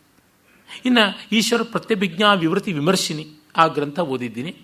ಅದು ಅವನ ಶೈವ ದರ್ಶನ ಸರ್ವಸ್ವವೂ ಆಗಿದೆ. ಇನ್ನು ಲೋಚನ ಅಭಿನವ ಭಾರತಿ ಆದ್ಯಂತವಾಗಿ ಓದಿದ್ದೀನಿ. ಪರಾತ್ರಿಷಿಕ, ಇನ್ನು ಉಳಿದಂಥ ಕೆಲವು ಸ್ತೋತ್ರಗಳು ಇವುಗಳನ್ನು ಓದಿಕೊಂಡಿರೋದು. ಇದಷ್ಟೇ ನನ್ನ ಬಂಡವಾಳ. ಅದನ್ನು ನಾನು ಹೇಳಬೇಕು. ಇನ್ನು ಕೆಲವೊಂದು ಗ್ರಂಥಗಳು ನಮಗೆ ಸಿಕ್ಕಿಲ್ಲ. ಒಟ್ಟಿನಲ್ಲಿ ಇರತಕ್ಕಂಥ ಉಪಲಬ್ಧವಿರತಕ್ಕಂಥ ಕೃತಿಗಳು ಏನಿವೆ ಅವುಗಳ ಒಂದು ಸಂಕ್ಷಿಪ್ತವಾದ ಪರಿಚಯವನ್ನು ನಾವು ಮಾಡಿಕೊಳ್ಳಬಹುದು ಅಂತ ಅನಿಸುತ್ತದೆ. ಅದು ಬಹಳ ಮುಖ್ಯವೂ ಆದಂಥದ್ದು. ಅಭಿನವಗುಪ್ತರದು 10-40 ಕೃತಿಗಳ ಉಲ್ಲೇಖ ನಮಗೆ ಸಿಗುತ್ತವೆ. ಆದರೆ ಎಲ್ಲವೂ ನಮಗಿಂದು ಉಪಲಬ್ಧ ಇಲ್ಲ ಅಂತ ನಾನು ಹೇಳಿದೆ. ಅವು 3 ಬಗೆಯಲ್ಲಿರ್ತಕ್ಕಂಥವು. ಒಂದು ತಾಂತ್ರಿಕವಾದದ್ದು, ಮತ್ತೊಂದು ಕಾವ್ಯ ಮೀಮಾಂಸಕವಾದದ್ದು, ಇನ್ನೊಂದು ದಾರ್ಶನಿಕವಾದದ್ದು ಅಂತ. ಆಮೇಲೆ ಅಲ್ಲಿ ಕೆಲವು ಕೃತಿಗಳನ್ನು ಕೆಲವು ಕಾಲದಲ್ಲಿ ಮಾಡಿದರು ಅಂತ. ಕಷ್ಟ ಇವುಗಳನ್ನು ಹೇಳ್ತಕ್ಕಂಥದ್ದು. ಏನೋ ಒಂದು ಅಳತೆಯನ್ನು ಮಾಡಿಕೊಂಡಿದ್ದಾರೆ ವಿದ್ವಾಂಸರು. ಅಲ್ಲಿ ತಾಂತ್ರಿಕ ಕೃತಿಗಳನ್ನು ಅವನು ಕಡೆಗೆ ಬರದ ಅಂತ ಕೆಲವರು, ಇಲ್ಲ ದಾರ್ಶನಿಕ ಕೃತಿಗಳನ್ನು ಕಡೆಗೆ ಬರದ ಅಂತ, ಕಾವ್ಯಮೀಮಾಂಸ ಕೃತಿಗಳು ಮಧ್ಯಕಾಲದಲ್ಲಿ ಬರದ ಅಂತ ಹೇಳ್ಬಿಟ್ಟು ಅಂತಾರೆ. ಬೋಧ ಪಂಚಾಶಿಕ ಅಂತ 15 ಶ್ಲೋಕಗಳಲ್ಲಿ ಒಂದು ಸಂಗ್ರಹ ಉಂಟು. ಮತ್ತು ಮಾಲಿನಿ ವಿಜಯವಾರ್ತಿಕ ಅಂತ ಅದು ಒಂದು ತಂತ್ರಗ್ರಂಥದ ಕ್ಲಿಷ್ಟ ಪದಗಳಿಗೆ ಶ್ಲೋಕಗಳಿಗೆ ವಿವರಣೆ ಕೊಡ್ತಕ್ಕಂಥದ್ದು. ಪರಾತ್ರಿಷಿಕ ಅಂತಕ್ಕಂಥದ್ದು, ಪರಾತ್ರಿಷಿಕ ವಿವರಣ ಅಂತಲೂ ಕೂಡ ಅಂತಾರೆ. ಅದು ಒಂದು ತಂತ್ರಗ್ರಂಥದ ವಿವರಣೆಯಾಗಿದೆ. ರುದ್ರಯಾಮಲ ತಂತ್ರದ ಒಂದು ಭಾಗಕ್ಕೆ ಮಾಡಿದಂಥ ವಿವರಣೆ. ತಂತ್ರಾಲೋಕ ತುಂಬ ವಿಸ್ತೃತವಾದಂಥದ್ದು. ಅದು 3 ದೊಡ್ಡ ಸಂಪುಟಗಳಲ್ಲಿ ಜಯರಥನ ವ್ಯಾಖ್ಯಾನದ ಸಮೇತವಾಗಿ ಅಚ್ಚಾಗಿದೆ. ಅದೇ ಅಲ್ಲದೆ ಹಿಂದೆ ಅದನ್ನು 8 ಸಂಪುಟಗಳಲ್ಲಿ ಬಹಳ ದೊಡ್ಡ ದೊಡ್ಡ ಅಕ್ಷರಗಳಲ್ಲಿ ಅಚ್ಚು ಮಾಡಿಸಿದ್ರು. ಆ ತಂತ್ರಾಲೋಕ ಪ್ರಾಯಶಃ ಎಲ್ಲ ತಂತ್ರ ಜಿಜ್ಞಾಸೆ ಇದ್ದವರಿಗೆ ಅನಿವಾರ್ಯವಾದಂಥ ಕೃತಿ ಅಂತ ಹೇಳ್ತಾರೆ. ಅದು ದಕ್ಷಿಣಾಚಾರ, ವಾಮಾಚಾರ, ಕೌಲಾಚಾರ, ಸಮಯಾಚಾರ ಈ ಥರ ಎಲ್ಲ ಆಚಾರಗಳನ್ನು ಕುರಿತಾದಂಥದ್ದು. ಅದರ ಬಗೆಗೆ ಅನುಭವ ಇಲ್ಲದ ಕಾರಣ ಓದಿದ್ರೂ ನಾನೇನು ದೊಡ್ಡದಾಗಿ ಹೇಳುವಂಥದ್ದಿಲ್ಲ. ಇದರ ಸಂಕ್ಷೇಪವನ್ನೇ ತಂತ್ರಸಾರ, ತಂತ್ರವಟಥಾನಿಕ ಅಂತ 2 ಕೃತಿಗಳು ಮಾಡಿದ್ದಾನೆ. ತಂತ್ರಾಲೋಕಕ್ಕಿಂತ ತಂತ್ರಸಾರ ಚಿಕ್ಕದು, ತಂತ್ರಸಾರಕ್ಕಿಂತ ತಂತ್ರವಟಥಾನಿಕ ಚಿಕ್ಕದು. ಕೆಲವೊಮ್ಮೆ ನಮ್ಮ ಪ್ರಾಚೀನ ವಿದ್ವಾಂಸರು ಜನರ ಸೌಲಭ್ಯಕ್ಕಾಗಿ ಚಿಕ್ಕದು ಮಾಡಿಕೊಡ್ತಾರೆ. ಮಧ್ವಾಚಾರ್ಯರು ಬ್ರಹ್ಮಸೂತ್ರ ಭಾಷ್ಯ ಬರೆದಿದ್ದಾರೆ, ಅನುವ್ಯಾಖ್ಯಾನ ಅಂತ ಬರೆದಿದ್ದಾರೆ, ಅಣುಭಾಷ್ಯ ಅಂತಲೂ ಬರೆದಿದ್ದಾರೆ. ಅದೇ ರೀತಿಯಲ್ಲಿ ರಾಮಾನುಜಾಚಾರ್ಯರು ತಮ್ಮ ವೇದಾರ್ಥ ಸಂಗ್ರಹ ಅಂತ ಮಾಡಿದ್ದಾರೆ, ವೇದಾಂತ ದೀಪ ಅಂತ ಮಾಡಿದ್ದಾರೆ, ಅದರದ್ದೇ ಸಂಗ್ರಹ ರೂಪವಾಗಿ. ಹಾಗೆ ನಾವು ಶಂಕರರ ಎಷ್ಟೋ ಪ್ರಕರಣ ಗ್ರಂಥಗಳಲ್ಲೂ ನೋಡಬಹುದು. ಅವರು ಉಪದೇಶ ಸಹಸ್ರಿಯಲ್ಲಿ ಹೇಳಿರುವುದನ್ನೇ ಹೆಚ್ಚು ಕಡಿಮೆ ಸಂಗ್ರಹ ರೂಪದಲ್ಲಿ ಶತಶ್ಲೋಕಿನಲ್ಲಿ ಹೇಳಿರ್ತಾರೆ, ಅದನ್ನೇ ವಾಕ್ಯವೃತ್ತಿನಲ್ಲಿ ಹೇಳಿರ್ತಾರೆ, ಅದನ್ನೇ ಆತ್ಮಬೋಧದಲ್ಲಿ ಹೇಳಿರ್ತಾರೆ. ಹೀಗೆ ಅಡಕ ಆಗ್ತಾ ಬರುತ್ತದೆ. ಬೇರೆ ಬೇರೆ ಅಧಿಕಾರಿಗಳಿಗೆ ಪ್ರಯೋಜನವಾಗಲಿ ಅನ್ನುವ ದೃಷ್ಟಿಯಿಂದ ಬರೆದಿರುವಂಥದ್ದು. ಯಾವುದೊಂದಾದರೂ ಅವರ ಶಕ್ತಿಗೆ ಸಂಬಂಧಪಟ್ಟಂತೆ ಓದಿಕೊಂಡ್ರೆ ಅನುಕೂಲವಾದೀತು ಅಂತ. ಆಮೇಲೆ ನಾವು ನೋಡ್ತಕ್ಕಂಥದ್ದು ಪ್ರಸಿದ್ಧವಾದ ಪರಮಾರ್ಥ ಸಾರ. ಇದು ಒಂದು 100 ಆರ್ಯ ಛಂದಸ್ಸಿನ ಶ್ಲೋಕಗಳ ತತ್ವ ಚಿಂತನ. ಅದು ಶೈವ ಸಿದ್ಧಾಂತವನ್ನು, ಕಾಶ್ಮೀರ ಪ್ರತಿಭಿಜ್ಞಾ ಶೈವ ಸಿದ್ಧಾಂತವನ್ನು ತೋರಿಸೋದು. ಅದು ಅಡಕವಾಗಿ ಆತನ ದರ್ಶನ ಏನು ಅಂತ ಹೇಳೋದು. ಸಾಮಾನ್ಯ ಪ್ರಮೇಯ ನಿರೂಪಣೆ. ಯಾವುದು ಶಿವಸ್ತೋತ್ರ ಅಂತ ಉಂಟು, ಅದನ್ನು ಶಿವ ಸೂತ್ರ ಅಂತ, ಶಿವನೇ ಬರೆದದ್ದು ಅಂತ, ಅದರ ಸಾರ ಅಂತ ಹೇಳ್ಬೋದು. ಈಶ್ವರ ಪ್ರತಿಭಿಜ್ಞಾ ವಿಮರ್ಶಿನಿ, ಅದು ಉತ್ಪಲ ದೇವ ಅಥವಾ ಉತ್ಪಲಾಚಾರ್ಯರು ಬರೆದಂಥ ಪ್ರತಿಭಿಜ್ಞಾ ಸೂತ್ರ ವಿಮರ್ಶಿ. ಅದಕ್ಕೆ ಇನ್ನೂ ವಿಸ್ತೃತವಾದಂಥ ಒಂದು ವ್ಯಾಖ್ಯಾನ ಇದೆ. ಅದು ಈಶ್ವರ ಪ್ರತಿಭಿಜ್ಞಾ ವಿವೃತಿ ವಿಮರ್ಶಿನಿ ಅಂತ 2 ವರ್ಕ್ಸ್ ಬರೆದಿದ್ದಾನೆ. ಒಂದು A commentary on A work, another is A commentary on A commentary ಅಂತ ಅನ್ಬೋದು. ಅದಾದಮೇಲೆ ಅನುತ್ತರ ಷಷ್ಟಿಕ, ಪರಮಾರ್ಥ ದ್ವಾದಶಿಕ, ಪರಮಾರ್ಥ ಚರ್ಚಾ, ಮಹೋಪದೇಶ ವಿಂಶತಿಕ ಅಂತ ಇವೆಲ್ಲ ಸಣ್ಣ ಸಣ್ಣ ಸಣ್ಣ ಸಣ್ಣ ಅದೇ ಸಂಗ್ರಹದ ಕೃತಿಗಳು. ಇನ್ನು ಸ್ತೋತ್ರಗಳಿವೆ. ಕ್ರಮಸ್ತೋತ್ರ, ಭೈರವ ಸ್ತೋತ್ರ, ದೇಹಸ್ಥ ದೇವತಾ ಚಕ್ರ ಸ್ತೋತ್ರ, ಅನುಭವ ನಿವೇದನ ಮತ್ತು ತಂತ್ರೋಚ್ಚಯ. ಇದು ಮತ್ತೆ ತಂತ್ರಾಲೋಕದ್ದೇ ಸಂಗ್ರಹ ಉಂಟು. ಆಮೇಲೆ ನಾವು ನೋಡ್ತಕ್ಕಂಥದ್ದು ಬಿಂಬ ಪ್ರತಿಬಿಂಬವಾದ. ಇದು ತಂತ್ರಾಲೋಕದ್ದೇ ಒಂದು ತುಣುಕಾಗಿದೆ. ಅನುತ್ತರ ತತ್ವ ವಿಮರ್ಶಿನಿ ಅಂತ, ಇದು ಪರಾತ್ರಿಷಿಕಾ ತತ್ವದ್ದೇ ಒಂದು ಭಾಗ. ಪರ್ಯಂತ ಪಂಚಾಶಿಕ, ಈಚೆಗೆ ಡಾಕ್ಟರ್ ವಿ ರಾಘವನ್ನವರಿಗೆ ಸಿಕ್ಕಿ ಅವರು ಅಚ್ಚು ಮಾಡಿಸಿದಂಥದ್ದು ಚಿಕ್ಕದಾದಂಥ ಒಂದು ಗ್ರಂಥ, 52 ಶ್ಲೋಕ ಇರತಕ್ಕಂಥದ್ದು. ಆಮೇಲೆ ಅಲಂಕಾರ ಶಾಸ್ತ್ರ ಸಂಬಂಧಿಯಾಗಿ ಅವನು 4 ಕೃತಿ ಬರೆದಿದ್ದ ಅಂತ ಗೊತ್ತಾಗುತ್ತದೆ. ಒಂದು ಘಟಕರ್ಪರ ಕಾವ್ಯ ಅಂತ ಒಂದು ಕಾವ್ಯದ ವ್ಯಾಖ್ಯಾನ, ಘಟಕರ್ಪರ ವೃತ್ತಿ ಅಂತಲೂ ಕರೀತಾರೆ, ವಿವೃತ್ತಿ ಅಂತಲೂ ಹೇಳ್ತಾರೆ. ಹಿಂದೊಬ್ಬ ಕವಿ ಇದ್ದ, ಅವನು ಯಮಕಾಲಂಕಾರ ಮಾಡಿ ಮೋಡದ ಮೂಲಕ ಸಂದೇಶ ಕಳಿಸ್ತಕ್ಕಂಥದ್ದು ಒಂದು ಸಣ್ಣ ಕಾವ್ಯ, ಮೇಘದೂತ ತರದ್ದೇನೆ. ಆ ಸಂದೇಶದ ಕಾವ್ಯಕ್ಕೆ ಒಂದು ವ್ಯಾಖ್ಯಾನ ಬರೆದಿದ್ದಾನೆ. ಸಂದೇಶ ಕಾವ್ಯ ನಮಗೆ ಸಿಗುತ್ತದೆ, ವ್ಯಾಖ್ಯಾನ ಸಿಕ್ಕಿಲ್ಲ. ಸಂದೇಶ ಕಾವ್ಯ ಏನು ದೊಡ್ಡ ರೀತಿಯಲ್ಲಿ ಇಲ್ಲ. ಚಿಕ್ಕದಾದಂಥದ್ದು, 40-50 ಶ್ಲೋಕಗಳದು. ಅದಾದ ಮೇಲೆ ಅದಕ್ಕೆ ಯಾಕೆ ಇವನು ವ್ಯಾಖ್ಯಾನ ಬರದ ಅಂತ ನನಗನ್ಸುತ್ತೆ. ಏನೋ ಕೆಲವರಿಗೆ ಕೆಲವೊಮ್ಮೆ ಖುಷಿ, ಲಹರಿ, ಖಾಯಿಷ್ ಬರುತ್ತದೆ. ಯಾವುದೋ ಸನ್ನಿವೇಶ ಒದಗಿದ್ದಿರ್ಬೋದು, ಯಾರೋ ಕೇಳಿರ್ತಾರೆ ಬರೆದು ಕೊಡಿ ಇದಕ್ಕೆ ಅಂತ, ಬರೆದು ಕೊಟ್ಟಿರ್ತಾನೆ, ಹಾಗೆ ನಡೆದಿರುತ್ತದೆ. ಇದೆಲ್ಲ ತುಂಬ ತ್ರಿಕರಣಪೂರ್ವಕವಾಗಿ ಮಾಡಿದ್ದು ಅಂತಲ್ಲ, ಏನೋ ನಡೆಸಿರ್ತಾರೆ. ಯಾವುದೇ ಒಂದು ಜಿದ್ದು ಇದ್ದು ಮಾಡುವುದು ಬೇರೆ, ಜಿದ್ದಿಲ್ಲದೆ ಆಗ್ರಹವಿಲ್ಲದೆ ಧಾರಾಳವಾಗಿ ಮಾಡಿಕೊಂಡು ಹೋಗ್ತಕ್ಕಂಥದ್ದು ಬೇರೆ. ಅಭಿನವಗುಪ್ತನ ಮನೋಧರ್ಮದಲ್ಲಿ ಆ ಧಾರಾಳ ಇತ್ತು ಅಂತ ಗೊತ್ತಾಗುತ್ತದೆ. ಮುಖ್ಯವಾದ ಇನ್ನೊಂದು ಕೃತಿ ನಷ್ಟವಾಗಿದೆ. ಅದು ಅವನ ಗುರು ಭಟ್ಟತೋತ ಬರೆದಂಥ ವಿವರಣೆ ಕಾವ್ಯ ಕೌತುಕ ಅನ್ನುವ ಗ್ರಂಥಕ್ಕೆ ಒಂದು ವಿವರಣೆ ಬರೆದ. ಅದಕ್ಕೆ ವಿವರಣೆ ಅಂತಲೇ ಹೆಸರು, ಕಾವ್ಯ ಕೌತುಕ ವಿವರಣ. ಅನ್ಯಾಯವಾಗಿ ಮೂಲ ಗ್ರಂಥವಾಗಲಿ ವ್ಯಾಖ್ಯಾನವಾಗಲಿ ನಮಗೆ ಸಿಕ್ಕಿಲ್ಲ. ಮತ್ತು ಅವನು ಬರೆದಂಥ 2 ಮುಖ್ಯ ವ್ಯಾಖ್ಯಾನಗಳು ಪುಣ್ಯವಶಾತ್ ಉಳಿದಿವೆ. ಆನಂದವರ್ಧನನ ಧ್ವನ್ಯಾಲೋಕದ ಲೋಚನ ಮತ್ತು ಭರತ ಮುನಿಯ ನಾಟ್ಯಶಾಸ್ತ್ರದ ಮೇಲೆ ಅಭಿನವ ಭಾರತಿ. ಇಷ್ಟು ನಮಗೆ ಆತನ ಕೃತಿಗಳ ಬಗ್ಗೆ ತಿಳಿದು ಬರತಕ್ಕಂಥದ್ದು. ಈಗ ಆ ಕೃತಿಗಳಲ್ಲಿ ಕೆಲವೊಂದರ ಸ್ವಾರಸ್ಯ ಎಂಥದ್ದು ಅನ್ನೋದನ್ನು ನಾವು ಕಾಣಬಹುದು. ಅದಕ್ಕೆ ನಾನು ಇವತ್ತಿನ ಉಳಿದ ಸಮಯವನ್ನು ಮತ್ತು ನಾಳಿನ ಹೆಚ್ಚಿನ ಸಮಯವನ್ನು ನಿಮ್ಮ ಮುಂದೆ ಇಡೋದಕ್ಕೆ ಪ್ರಯತ್ನ ಪಡ್ತೀನಿ. ಮೊದಲಿಗೆ ಅವನ ಸಾಹಿತ್ಯ ವಿದ್ಯೆಗೆ ಸಂಬಂಧಪಟ್ಟಂಥದ್ದು ನೋಡ್ಬೋದು. ನನ್ನ ಹೆಚ್ಚಿನ ಆಸಕ್ತಿಯು ಅಲ್ಲೇ ಇರತಕ್ಕಂಥದ್ದು. ಅದಲ್ಲದೆ ಅಭಿನವಗುಪ್ತ ದರ್ಶನದಲ್ಲಿ ಆದರೂ ಪ್ರಶ್ನಾರ್ಹನಾಗಬಹುದು, ಸಾಹಿತ್ಯ ವಿದ್ಯೆಯಲ್ಲಿ ಮಾತ್ರ ತುಂಬ ಮಟ್ಟಿಗೆ ಪ್ರಶ್ನಾತೀತನೇ ಆಗ್ತಾನೆ. ಯಾಕೆಂದರೆ ನಮ್ಮ ಅನುಭವಕ್ಕೆ ಮತ್ತೆ ಮತ್ತೆ ಅದು ಬರ್ತಾ ಇರ್ತದೆ. ಎಷ್ಟೋ ಬಾರಿ ದರ್ಶನಶಾಸ್ತ್ರಗಳಿಗೆ ಸಂಬಂಧಪಟ್ಟಂಥ ತಂತ್ರವಿದ್ಯೆಗಳಿಗೆ ಸಂಬಂಧಪಟ್ಟಂತೆ ಅವನು ಹೇಳುವುದು ಎಷ್ಟೋ ನಮ್ಮ ಅನುಭವದಲ್ಲಿ ಇಲ್ಲದೆ ಹೋಗಬಹುದು. ಹಾಗಾಗಿ ಅದನ್ನು ಅಮಾನತಿನಲ್ಲಿ ಇಡಬೇಕು.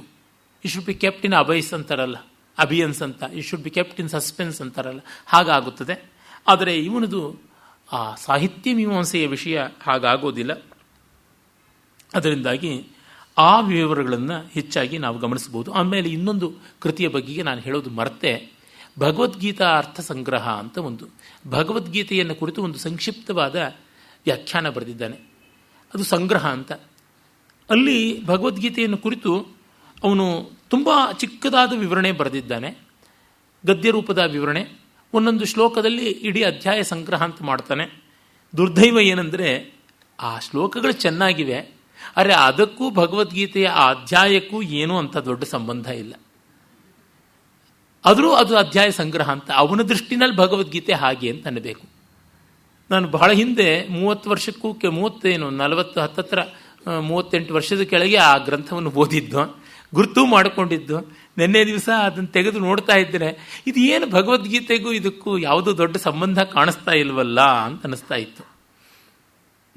ಎಷ್ಟೋ ಬಾರಿ ದೊಡ್ಡವರು ಏನೋ ಮಾಡಿಬಿಡ್ತಾರೆ, ಆದರೆ ಆ ಶ್ಲೋಕಗಳ ಸ್ವಾರಸ್ಯಕಾರಿಯಾಗಿದೆ, ಅದನ್ನು ಇಲ್ಲ ಅಂತ ಹೇಳೋದಕ್ಕಾಗೋಲ್ಲ.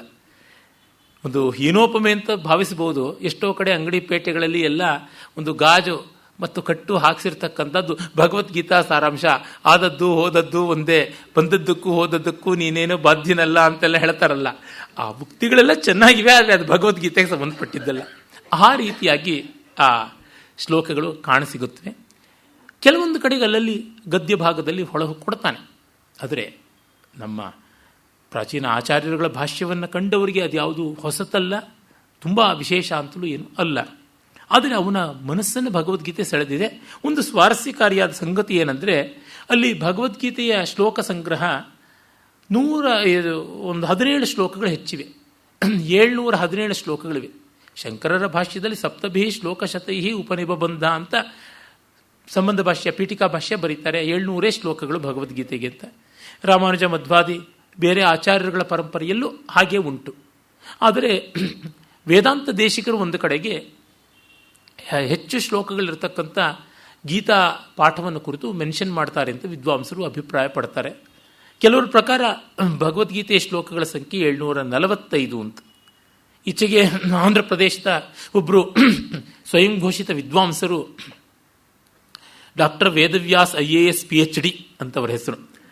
ಅವರು ಪ್ರಾಚೀನ ಭಗವದ್ಗೀತೆ ಅಂತ ತುಂಬ ಕೋಲಾಹಲ ಮಾಡಿದ್ರು. ಪ್ರಳಯ 1999 ಅಂತ ಪುಸ್ತಕ ಎಲ್ಲನೂ ಬರೆದಿದ್ರು. ಆದರೆ ಆ ಕೃತಿಯನ್ನು ನೋಡಿದೆ, ಪ್ರಾಚೀನ ಭಗವದ್ಗೀತೆ ಅಂತ ಆ 45 ಶ್ಲೋಕಗಳು ಎಕ್ಸ್ಟ್ರಾ ಏನು ಅಂತ ನೋಡಿದ್ರೆ ಅವೆಲ್ಲ ಅಳಿಯ ಅಲ್ಲ ಮಗಳ ಗಂಡ ಅದೇ ರೀತಿಯಾಗಿದ್ದವು. ಮತ್ತು ಇನ್ನು ಕೆಲವು ಉಪನಿಷತ್ತುಗಳಲ್ಲಿರ್ತಕ್ಕಂಥ ಮಂತ್ರಗಳನ್ನೇ ಅಲ್ಲಿ ಸೇರಿಸಿಕೊಂಡಿರ್ತಕ್ಕಂಥದ್ದು. ಕೆಲವೊಮ್ಮೆ ಈ ಥರದ್ದು ಒಂದು ಹೊಸ ಬ್ರ್ಯಾಂಡ್ನಲ್ಲಿ ಬಂದುಬಿಡುತ್ತೆ. ಅವು ಏನೋ ವಿಶೇಷವಾದದ್ದು ಅಂತ ನಾವು ಭ್ರಮಿಸ್ತೀವಿ, ನೋಡಿದ್ರೆ ಅದು old wine in new bottle ಆಗಿರುತ್ತದೆ. ಹಾಗಾಗಿ ಈ ಥರದ ಪಾಠಾಸಕ್ತಿಯೆಲ್ಲ ಇದ್ದವ್ರಿಗೂ ಅಕಾಡೆಮಿಕ್ ಕ್ಯೂರಿಯಾಸಿಟಿ ಅಂತೀವಲ್ಲ, ಆ ರೀತಿಯಾಗಿ ಇರುತ್ತದೆ ಹೊರತು ತತ್ವ ಜಿಜ್ಞಾಸುಗಳಿಗೆ, ಸಾರಗ್ರಾಹಿಗಳಿಗೆ ಬೇಕಾಗುವಂಥದ್ದು ಏನೂ ಇಲ್ಲ. ಒಟ್ಟಿನಲ್ಲಿ ತಾತ್ಪರ್ಯತಃ ಹೇಳುವುದಾದರೆ ಅಭಿನವಗುಪ್ತರ ತಾಕತ್ತಿರುವುದು ಸಾಹಿತ್ಯ ಮೀಮಾಂಸೆಯಲ್ಲಿ. ಆಮೇಲೆ ಶೈವ ಸಿದ್ಧಾಂತ ತಂತ್ರದಲ್ಲಿ. ಶೈವ ಸಿದ್ಧಾಂತ ತಂತ್ರ ಅದು ಅನುಭವ ಪರ್ಯಂತಕ್ಕಿಂತ ಹೆಚ್ಚಾಗಿ, ಅಂದರೆ ನಿರ್ವಿಶೇಷ ಅನುಭವಕ್ಕಿಂತ ಸವಿಶೇಷ ಅನುಭವದಲ್ಲಿಯೇ ಮಗ್ನವಾಗೋದರಿಂದ ಅದಕ್ಕೆ ಏಕಾಂತಿಕ ಇಲ್ಲ, ಅನೈಕಾಂತಿಕವಾದದ್ದು. ಕೇವಲ ಅನುಭವ ನಿಷ್ಠೆಯಿಂದ ಪರಮೈಕಾಂತಿಕವಾಗಿ ಎಲ್ಲರೂ ಒಪ್ಪುವಂತೆ ಬರುವಂಥದ್ದು ಸಾಹಿತ್ಯ ಮೀಮಾಂಸೆ. ಹೀಗಾಗಿ ನಿಜವಾಗಿ ಅಭಿನವಗುಪ್ತರನ್ನು ನೋಡಬೇಕು ಅಂದರೆ ಧ್ವನ್ಯಾಲೋಕಲೋಚನ, ಭರತನ ನಾಟ್ಯಶಾಸ್ತ್ರ ವ್ಯಾಖ್ಯಾದ ಅಭಿನವ ಭಾರತಿ ಅಂತ ನಾವು ಇಟ್ಟುಕೊಂಡ್ರೆ ತಪ್ಪಾಗುವುದಿಲ್ಲ ಅಂತ ಅನಿಸುತ್ತದೆ. ಅವನು ಅನೇಕ ಪಂಥಗಳನ್ನು ಹಿಡಿದ. ಕ್ರಮ, ತ್ರಿಕ, ಕುಲ, ಶೈವಾಗಮ, ಬೌದ್ಧ, ಹೀಗೆ ಅನೇಕತ್ರ ಅವನು ಸಂಚಾರ ಮಾಡಿದ. ಕಟ್ಟ ಕಡೆಗೆ ಅವನಿಗೆ ಸಮಾಧಾನ ಸಿಕ್ಕಿದ್ದು ಕುಲಶಾಸ್ತ್ರದಿಂದ ಅಂತ, ತಂತ್ರಶಾಸ್ತ್ರದಿಂದ ಅಂತ. ಈ ತಂತ್ರಶಾಸ್ತ್ರದ ಕ್ರಮಗಳು ನಮಗೆ ಎಟುಕುವಂಥದ್ದಲ್ಲ, ನಮ್ಮ ಮನೋಬುದ್ಧಿಗಳಿಗೆ ಹಿಡಿಯತಕ್ಕಂಥದ್ದಲ್ಲ. ಅವನು ಹೇಳುವ ಆ ಭಾವಗಳು, ಸೂಕ್ಷ್ಮತೆಗಳು ನಾವು ಅಲ್ಲಗಳಿದಕ್ಕೆ ಆಗದೇ ಇರಬಹುದು. ಆದರೆ ನಮಗೆ ಗೊತ್ತಾಗದೇ ಇರೋದು ಏನಾದರೂ ಏನು, ನಮ್ಮ ಕಣ್ಣಿಗೆ ಕಾಣದೇ ಇರತಕ್ಕಂಥದ್ದನ್ನು ಯಾರಾದರೂ ಆಪ್ತರು ಕಂಡ್ವಿ ಅಂದರೆ ಆಯ್ತಪ್ಪ ಅನ್ಬೋದು. ಅವರಿಗೆ ನಮಗೆ ಕಾಣಿಸ್ಕೊಡೋ ಶಕ್ತಿ ಇಲ್ಲ, ನಮಗೆ ಕಾಣೋಕ್ಕಾಗ್ತಾ ಇಲ್ಲ, ಅವ್ರನ್ನ ತೆಗೆದಾಕೋಕ್ಕಾಗೋಲ್ಲ. ಹಾಗೇನಂತೀವಿ, ವೆಲ್ ಅಗ್ರಿ ಟು ಡಿಸಗ್ರಿ, ನಿನಗೆ ಕಾಣಿತು ಸಂತೋಷ, ನಮಗೆ ಕಾಣಲಿಲ್ಲ ಆದರೂ ನಮಗೆ ಸಂತೋಷ ಅಂತ ಅನ್ನಬೇಕಾಗುತ್ತದೆ. ಇಲ್ಲಿಗೆ ಬಂದು ಕೂತ್ಕೊಳ್ಳುತ್ತದೆ. ಹೀಗಾಗಿ ಅವರ ಸಾಹಿತ್ಯದಿಂದ ನಾವು ಆರಂಭ ಮಾಡಿಕೊಳ್ಳಬಹುದು ಅಂತ ಅನಿಸುತ್ತದೆ. ಮೊದಲಿಗೆ ಆತನ ಸಾಹಿತ್ಯ ಸಿದ್ಧಿ ಯಾವುದು ಅಂತ ನೋಡಿಕೊಂಡ್ರೆ, ಆಗ ಅನುಭವದ ಜಾಗದಲ್ಲಿ ಅನುಮಾನವನ್ನು ಇಡತಕ್ಕಂಥ ಪ್ರಥೆ ಬೆಳೆದಿತ್ತು. ಎಲ್ಲ ಕಡೆಯಲ್ಲೂ ಆಗುತ್ತದೆ. ಹೃದಯ ಪಕ್ಷಪಾತ ಇರುವಲ್ಲಿ ಬುದ್ಧಿ ಪಕ್ಷಪಾತವನ್ನು ತಳೆಯತಕ್ಕಂಥದ್ದು. ಅಭಿನವಗುಪ್ತ ಎಷ್ಟು ದೊಡ್ಡ ಬುದ್ಧಿವಂತರಾಗಿದ್ದರೂ ಕೂಡ ಹೃದಯ ಪಕ್ಷಪಾತಕ್ಕೆ ಬೆಲೆ ಕೊಟ್ಟಿದ್ದು ತುಂಬ ದೊಡ್ಡದು. ಅಂದರೆ what I feel is more important than what I think ಅಂತಕ್ಕಂಥದ್ದು. Because ultimately life is not a thought, it is a feeling, it is an experience. ನಾವು ಬುದ್ಧಿಯಲ್ಲಿ ಬದುಕಿನ ಏನೆಲ್ಲ ಯೋಚನೆಗಳನ್ನು ಮಾಡಿರಬಹುದಾದರೂ ಭಾವದಲ್ಲಿ ಎಷ್ಟು ಸಿಕ್ಕಿತು, ಎಷ್ಟು ಎಟುಕಿತು ಅದೇನೆ. ತುಂಬ ದೊಡ್ಡದಾಗಿ ಶ್ವಾನ ತಿಪ್ಪೆಯ ಮೇಲೆ ಮಲಗಿರಲು ಪೂರ್ವಿಕ ಜ್ಞಾನ ಪಶ್ಚಾತ್ತಾಪ ಶುಭಚಿಂತೆಯಂತೆ ಏನೋ ವಾಸನೆ ಬೀಸಲದು ಹಾರಿ ಧುಮುಕುವುದು ಮಾನವನ ಮನಸ್ಸಂತೂ ಮಂಕುತಿಮ್ಮ. ಅದು ಮಾಡ್ತೀನಿ, ಇದು ಮಾಡ್ತೀನಿ, ಹಾಗೆ ಅಂತ ಸ್ಪೆಕ್ಯುಲೇಷನ್ಸ್ ಎಷ್ಟು ಮಾಡ್ಬೋದು. ಈ ಹೊತ್ತಿನ ಬುದ್ಧಿಜೀವಿಗಳ ಗತಿ ಅದೇ ಆಗಿರ್ತಕ್ಕಂಥದ್ದು, ತುಂಬ ಸ್ಪೆಕ್ಯುಲೇಟಿವ್ ಆದದ್ದು. ಇದೇ ವೇದಿಕೆಯಲ್ಲಿ ತುಂಬ ಅನನ್ಯವಾದ ಒಂದು ಫ್ರೇಸ್ ಬಳಸಿ ಡಾಕ್ಟರ್ ರಾಮಸ್ವಾಮಿಯವರು ಹೇಳಿದರು, ಸೆರೆಬ್ರಲ್ ಅಂತ. ಸೆರೆಬ್ರಲ್ ಎಕ್ಸರ್ಸೈಸಸ್ಸು, ಸೆರೆಬ್ರಲ್ ಕಾಂಟೆಂಪ್ಲೇಷನ್ಸು ಅವೆಲ್ಲ ಮಾಡಿ ಪ್ರಯೋಜನವಿಲ್ಲ. ಅದು ಕಟ್ಟಕಡೆಗೆ ನಮ್ಮ ಅಸ್ತಿತ್ವ ಏನಿದೆ ಅಲ್ಲಿಗೆ ಬರ್ತದೆ. ನಾನು ಒಂದು ದೀಪದ ಹಿನ್ನೆಲೆಯಲ್ಲಿ ನಿಂತಾಗ ನನ್ನ ನೆರಳು ಎಷ್ಟೋ ಎತ್ತರಕ್ಕೆ ಬೆಳೆದಿರಬಹುದು, ಆದರೆ ನನ್ನ ಎತ್ತರ ಏನೋ ಅಷ್ಟೇ, 5 ಅಡಿ 7 ಅಂಗಳಾದರೆ ಅಷ್ಟೇ. ವಯಸ್ಸಾಗ್ತಾ ಇನ್ನು ಕುಗ್ಗಬಹುದೇ ಹೊರತು ಇನ್ನು ಬೆಳೆಯೋದಕ್ಕಂತೂ ಸಾಧ್ಯವಿಲ್ಲ. ಹೀಗಾಗಿ ನಮ್ಮ ಬೌದ್ಧಿಕವಾದ ಚಟುವಟಿಕೆಗಳಲ್ಲಿ ನಾವು ಯಾವ್ಯಾವುದೋ ಎತ್ತರಗಳನ್ನು ಕಂಡ್ವಿ ಅಂತ ಅಂದ್ಕೊಂಡು ಬಿಡ್ತೀವಿ. ನಮ್ಮ ಅಸ್ತಿತ್ವವೇ ನಮಗೆ ದೊಡ್ಡ ಅಳತೆಗೋಲಾಗಿರುತ್ತದೆ. ಇಂದು DVG ಅವರ ಬರವಣಿಗೆಗಳನ್ನು ನೋಡ್ತಾ ಇದ್ದಾಗ ಅವರು ಶೇಕ್ಸ್ಪಿಯರ್ನ ಮ್ಯಾಕ್ಬೆತ್ತನ್ನು ಕುರಿತು ಬಹಳ ಸೊಗಸಾದ ಪೀಠಿಕೆಯನ್ನು ಬರೆದಿದ್ದಾರೆ. ಅದರ ಅನುವಾದವೂ ಉತ್ಕೃಷ್ಟವಾಗಿದೆ. ಅಲ್ಲಿ ಅವರು ಹೇಳ್ತಾರೆ, ಮ್ಯಾಕ್ಬೆತ್ತನಿಗೆ ಅಲೌಕಿಕವಾಗಿ ಕೆಲವು ದರ್ಶನವಾಯಿತು, ಮಂತ್ರವಾದಿನಿಯರು, ಯಕ್ಷಿಣಿಯರು ಎಲ್ಲ ಕಾಣಿಸಿಕೊಂಡ್ರು ಅಂತೆಲ್ಲ ಹೇಳಿ, ಈ ರೀತಿ ಅಲೌಕಿಕವನ್ನು ಈ ಕಾಲದ ವಿಜ್ಞಾನಿಗಳು, ವಿಜ್ಞಾನ ಬುದ್ಧಿಗಳು ಎಲ್ಲ ಒಪ್ಪದೇ ಇರಬಹುದು, ಆದರೆ ಅವರ ವಿಜ್ಞಾನ ನಿಷ್ಠೆ ಯಾವ ಮಾತ್ರದ್ದು ಅಂತ ಕೇಳ್ತಾರೆ. ಎಲ್ಲ ನೆಮ್ಮದಿಯಲ್ಲಿದ್ದಾಗ ವಿಚಾರವಾದ ಅನ್ಬೋದು, ಕಂಗಾಲಾದಾಗ. ದೊಡ್ಡ ಹಾಸ್ಯ ಸಾಹಿತಿ ಆಗಿದ್ದವರು ನಮ್ಮ ಬೀಚಿ. ಅವರು ಬೀಚಿ ಜಾತಿ ಬೇಡ, ಮತ ಬೇಡ ಅಂತೆಲ್ಲ ಹೇಳಿಬಿಟ್ಟು ಯಜ್ಞೋಪವೀತವನ್ನು ತೆಗೆದು ಹಾಕಿಬಿಟ್ಟಿದ್ರಂತೆ. ಆಮೇಲೆ ಅವ್ರಿಗೆ ಯಾವಾಗಲೂ ಅನಾರೋಗ್ಯವಾದಾಗ ಅವ್ರ ಹೆಂಡತಿ ಗಲಾಟೆ ಮಾಡಿ ನೀವು ಯಜ್ಞೋಪೀತ ಹಾಕ್ಕೊಂಡ್ರೆ ಬಚಾವಾಗ್ತೀರಾ ಅಂತ ಹೇಳ್ಬಿಟ್ಟು ಯಜ್ಞೋಪೀತ ಹಾಕಿಸಿದ್ರಂತೆ. ಆಮೇಲೆ ಅವ್ರು ಬದುಕಿದ್ರಂತೆ. ಅದಕ್ಕೆ ಶಂಭಾ ಜೋಶಿಯವರು ಚೀಮಾರಿ ಹಾಕಿದ್ರಂತೆ, ನಿನ್ನ ವೈಚಾರಿಕಕ್ಕೆ ಬೆಂಕಿ ಇಡ, ಇನ್ನೂ ಯಜ್ಞೋಪೀತ ಹಾಕ್ಕೊಂಡಿದ್ದೀಯಾ ಅಂತೆಲ್ಲ ಹೇಳಿಬಿಟ್ಟಿದ್ನು. ಅಂದರೆ ಯಾರಿಗೆ ಯಾವಾಗ ಎಲ್ಲಿ ಅಲೌಕಿಕದ ಮೋಹ ಬರ್ತದೆ ಹೇಳೋಕ್ಕಾಗೋಲ್ಲ. ಯಾವಾಗ ಹೃದಯ ದುರ್ಬಲವಾದಾಗ ಯಾವ ದೇವರಿಗೆ ಹೋಗಿ ಮೊರೆ ಇಡೋಣ ಅಂತ ಅನಿಸ್ತಾ ಇರ್ತದೆ. ಅದರಿಂದ ನಮ್ಮ ವಿವಶತೆಯೇ ನಾವು ಅಳತೆಗಿಟ್ಕೊಳ್ಬೇಕಾದದ್ದೇ ಹೊರತು ನಮ್ಮ ಧೈರ್ಯ ಎಲ್ಲ ನೆಮ್ಮದಿಯಾಗಿದ್ದಾಗಲ್ಲ. ಒಳ್ಳೆ ಭರ್ಜರಿಯಾದ ದೋಣಿಯಲ್ಲಿ ವಿಹಾರ ಮಾಡ್ತಾ ಇದ್ದಾಗ, ನೌಕೆಯಲ್ಲಿ ವಿಹಾರ ಮಾಡ್ತಾ ಇದ್ದಾಗ ನಾವು ಮಹಾಮತ್ಸ್ಯದಂತೇನೆ, ನಾವು ತಿಮಿಂಗಲದಂತೆ ಅಂತ ಅಂದ್ಕೋಬಹುದು. ಆದರೆ ನೀರುಗಿಳಿದ್ವೇ ಇಲ್ಲ. ಸ್ಪೇಸ್ ಸೂಟ್ ಹಾಕ್ಕೊಂಡು ನಾನು ಮಾನವ ವಿಶ್ವವನ್ನೇ ವ್ಯಾಪಿಸಿಬಿಟ್ಟಿದ್ದೀನಿ, ಆಕಾಶದಲ್ಲಿ ನಿರ್ವಾತ ಪ್ರದೇಶಕ್ಕೂ ಹೋಗಿದ್ದೀನಿ ಅಂತ, but you have created your atmosphere within the space suit. ಇದನ್ನು ನಾವು ಮರೆಯುವಂತಿಲ್ಲ. ನಾವು ನಮಗೆ ಇನ್ಸುಲೇಷನ್ ಮಾಡ್ಕೊಂಡ್ಬಿಟ್ಟು ಎಲ್ಲೂ ಇದ್ದೀವಿ ಅಂದರೆ ಆಗುತ್ತದೆಯೇ? ಅಲ್ಲ. ಬತ್ತಲ್ಲಿ ನಿಂತಾಗಲೇ ಎಲ್ಲಿರೋಕ್ಕಾಗುತ್ತೆ? ನೆಲದ ಮೇಲೆ ಇರೋಕ್ಕಾಗುತ್ತೆ. ಅದು ತುಂಬ ಕಾಲ ನಿಂತ್ಕೊಳ್ಳೋಕ್ಕೂ ಆಗೋದಿಲ್ಲ, ಕೂತ್ಕೋಬೇಕು. ಹೀಗೆ ಬೇಕಾದಂತೆ ಮಿತಿಗಳು ಉಂಟು. ಇದನ್ನು ಡಿ ವಿ ಜಿಯವರು ಬರೆದು ಹೇಳ್ತಾರೆ. ಹೀಗಾಗಿ ಈ ಅಲೌಕಿಕ ಮತ್ತೊಂದು ಮಗದೊಂದು ಅನ್ನುವಂಥದ್ದೆಲ್ಲ ಇಲ್ಲ, ಸ್ವಸಂವೇದ್ಯ ಅನ್ನುವಂಥದ್ದನ್ನು ತಳ್ಳಾಕೋಕ್ಕೆ ಮುಂಚೆ ಬುದ್ಧಿಶಕ್ತಿ ತರ್ಕಶಕ್ತಿ ಯಾವ ಮಾತ್ರಕ್ಕೆ ಹೋಗುತ್ತದೆ ಅಂತ. ಬುದ್ಧಿವಂತಿಕೆಯ ಲಕ್ಷಣ ಏನೆಂದರೆ ಲಕ್ಷಣೀಕರಣ, ನಿರೂಪಣ, ಸಾಬೀತು ಮಾಡೋದು. ಟು ಪ್ರೂವ್ ಅಂತ. To prove what? Something which is away from me.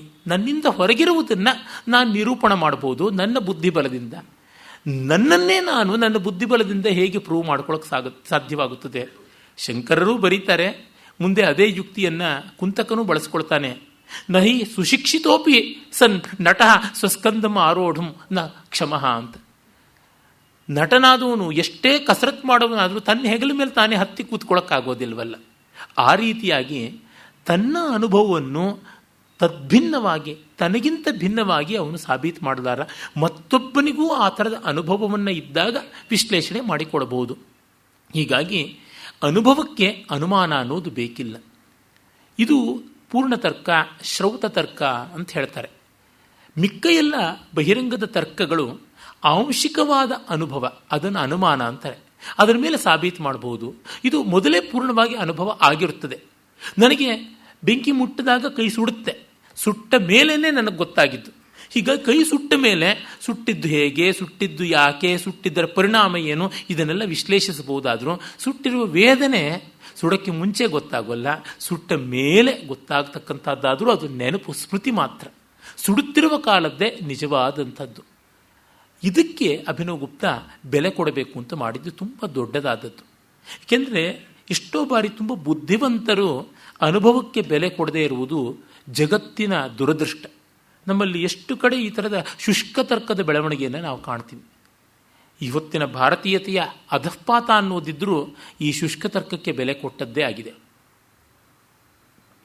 ಶುಷ್ಕ ತರ್ಕಕ್ಕೆ ಬೆಲೆ ಕೊಡಬಾರದು. ಅದರಿಂದಲೇ ಶಂಕರರು ಸಾಧನ ಪಂಚಕದಲ್ಲಿ ದುಸ್ತರ್ಕಾತ್ ಸುವಿರಮ್ಯತಾಂ ಶ್ರುತಿಮತಸ್ತರ್ಕೋನುಸಂಧೀಯತಾಂ ಅಂತ ಹೇಳಿದ್ರು. ತರ್ಕರಹಿತವಲ್ಲ ಇದು, ತರ್ಕಾತೀತವಾದದ್ದು ಅಂತ ನೋಡಬೇಕು ಅಂತ. ಅದಕ್ಕೆ ಅವನು ಎರಡು ದಾರಿಯಲ್ಲಿ ಪ್ರಯತ್ನ ಪಟ್ಟ. ಒಂದು, ಕಾವ್ಯದ ಅರ್ಥವನ್ನು ತಿಳ್ಕೊಳ್ತಕ್ಕಂಥದ್ರೊಳಗೆ ಶಬ್ದ ಮುಖ್ಯ.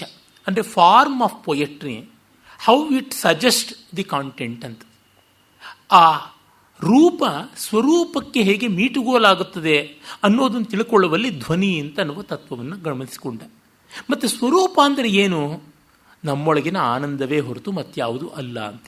ಹೀಗಾಗಿ ಕಾವ್ಯ ರೂಪ ಧ್ವನಿ ಆದರೆ ಕಾವ್ಯ ಸ್ವರೂಪ ರಸ. ಇವೆರಡೂ ಕಾಮನ್ ಸೆನ್ಸ್ಗೆ ಗೋಚರವಾಗತಕ್ಕಂಥದ್ದು.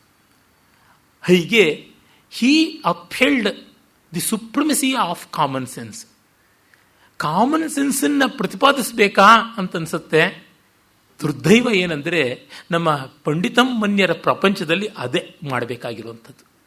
ಒಬ್ಬ ಸಾಮಾನ್ಯನಿಗೆ, ನಿರಾಗ್ರಹದ ವ್ಯಕ್ತಿಗೆ ಯಾವುದು ನಿಚ್ಚಳವೋ ಅದು ವಿದ್ವಾಂಸರಿಗೆ ಪ್ರಯತ್ನಪೂರ್ವಕವಾಗಿಯೂ ನಿಚ್ಚಳ ಆಗೋದಿಲ್ಲ. ಅವರು ನಿದ್ರಾ ನಟರಾಗಿರ್ತಾರೆ, ಇಲ್ಲ ನಿದ್ರಾ ನಾಶ ಅನ್ನುವ ರೋಗದಿಂದ ಪೀಡಿತರಾಗಿರ್ತಾರೆ. ಇದು ಆಗಿರುವ ದುಃಖ, ಸಂಕಟ, ಅದನ್ನು ಅಭಿನವ್ ಗುಪ್ತಾ ಮಾಡಿಕೊಡ್ತಾರೆ. ಇದು ಆತನ ಸೌಂದರ್ಯ ಮೀಮಾಂಸೆಯ ಕೇಂದ್ರದಲ್ಲಿರ್ತಕ್ಕಂಥದ್ದು.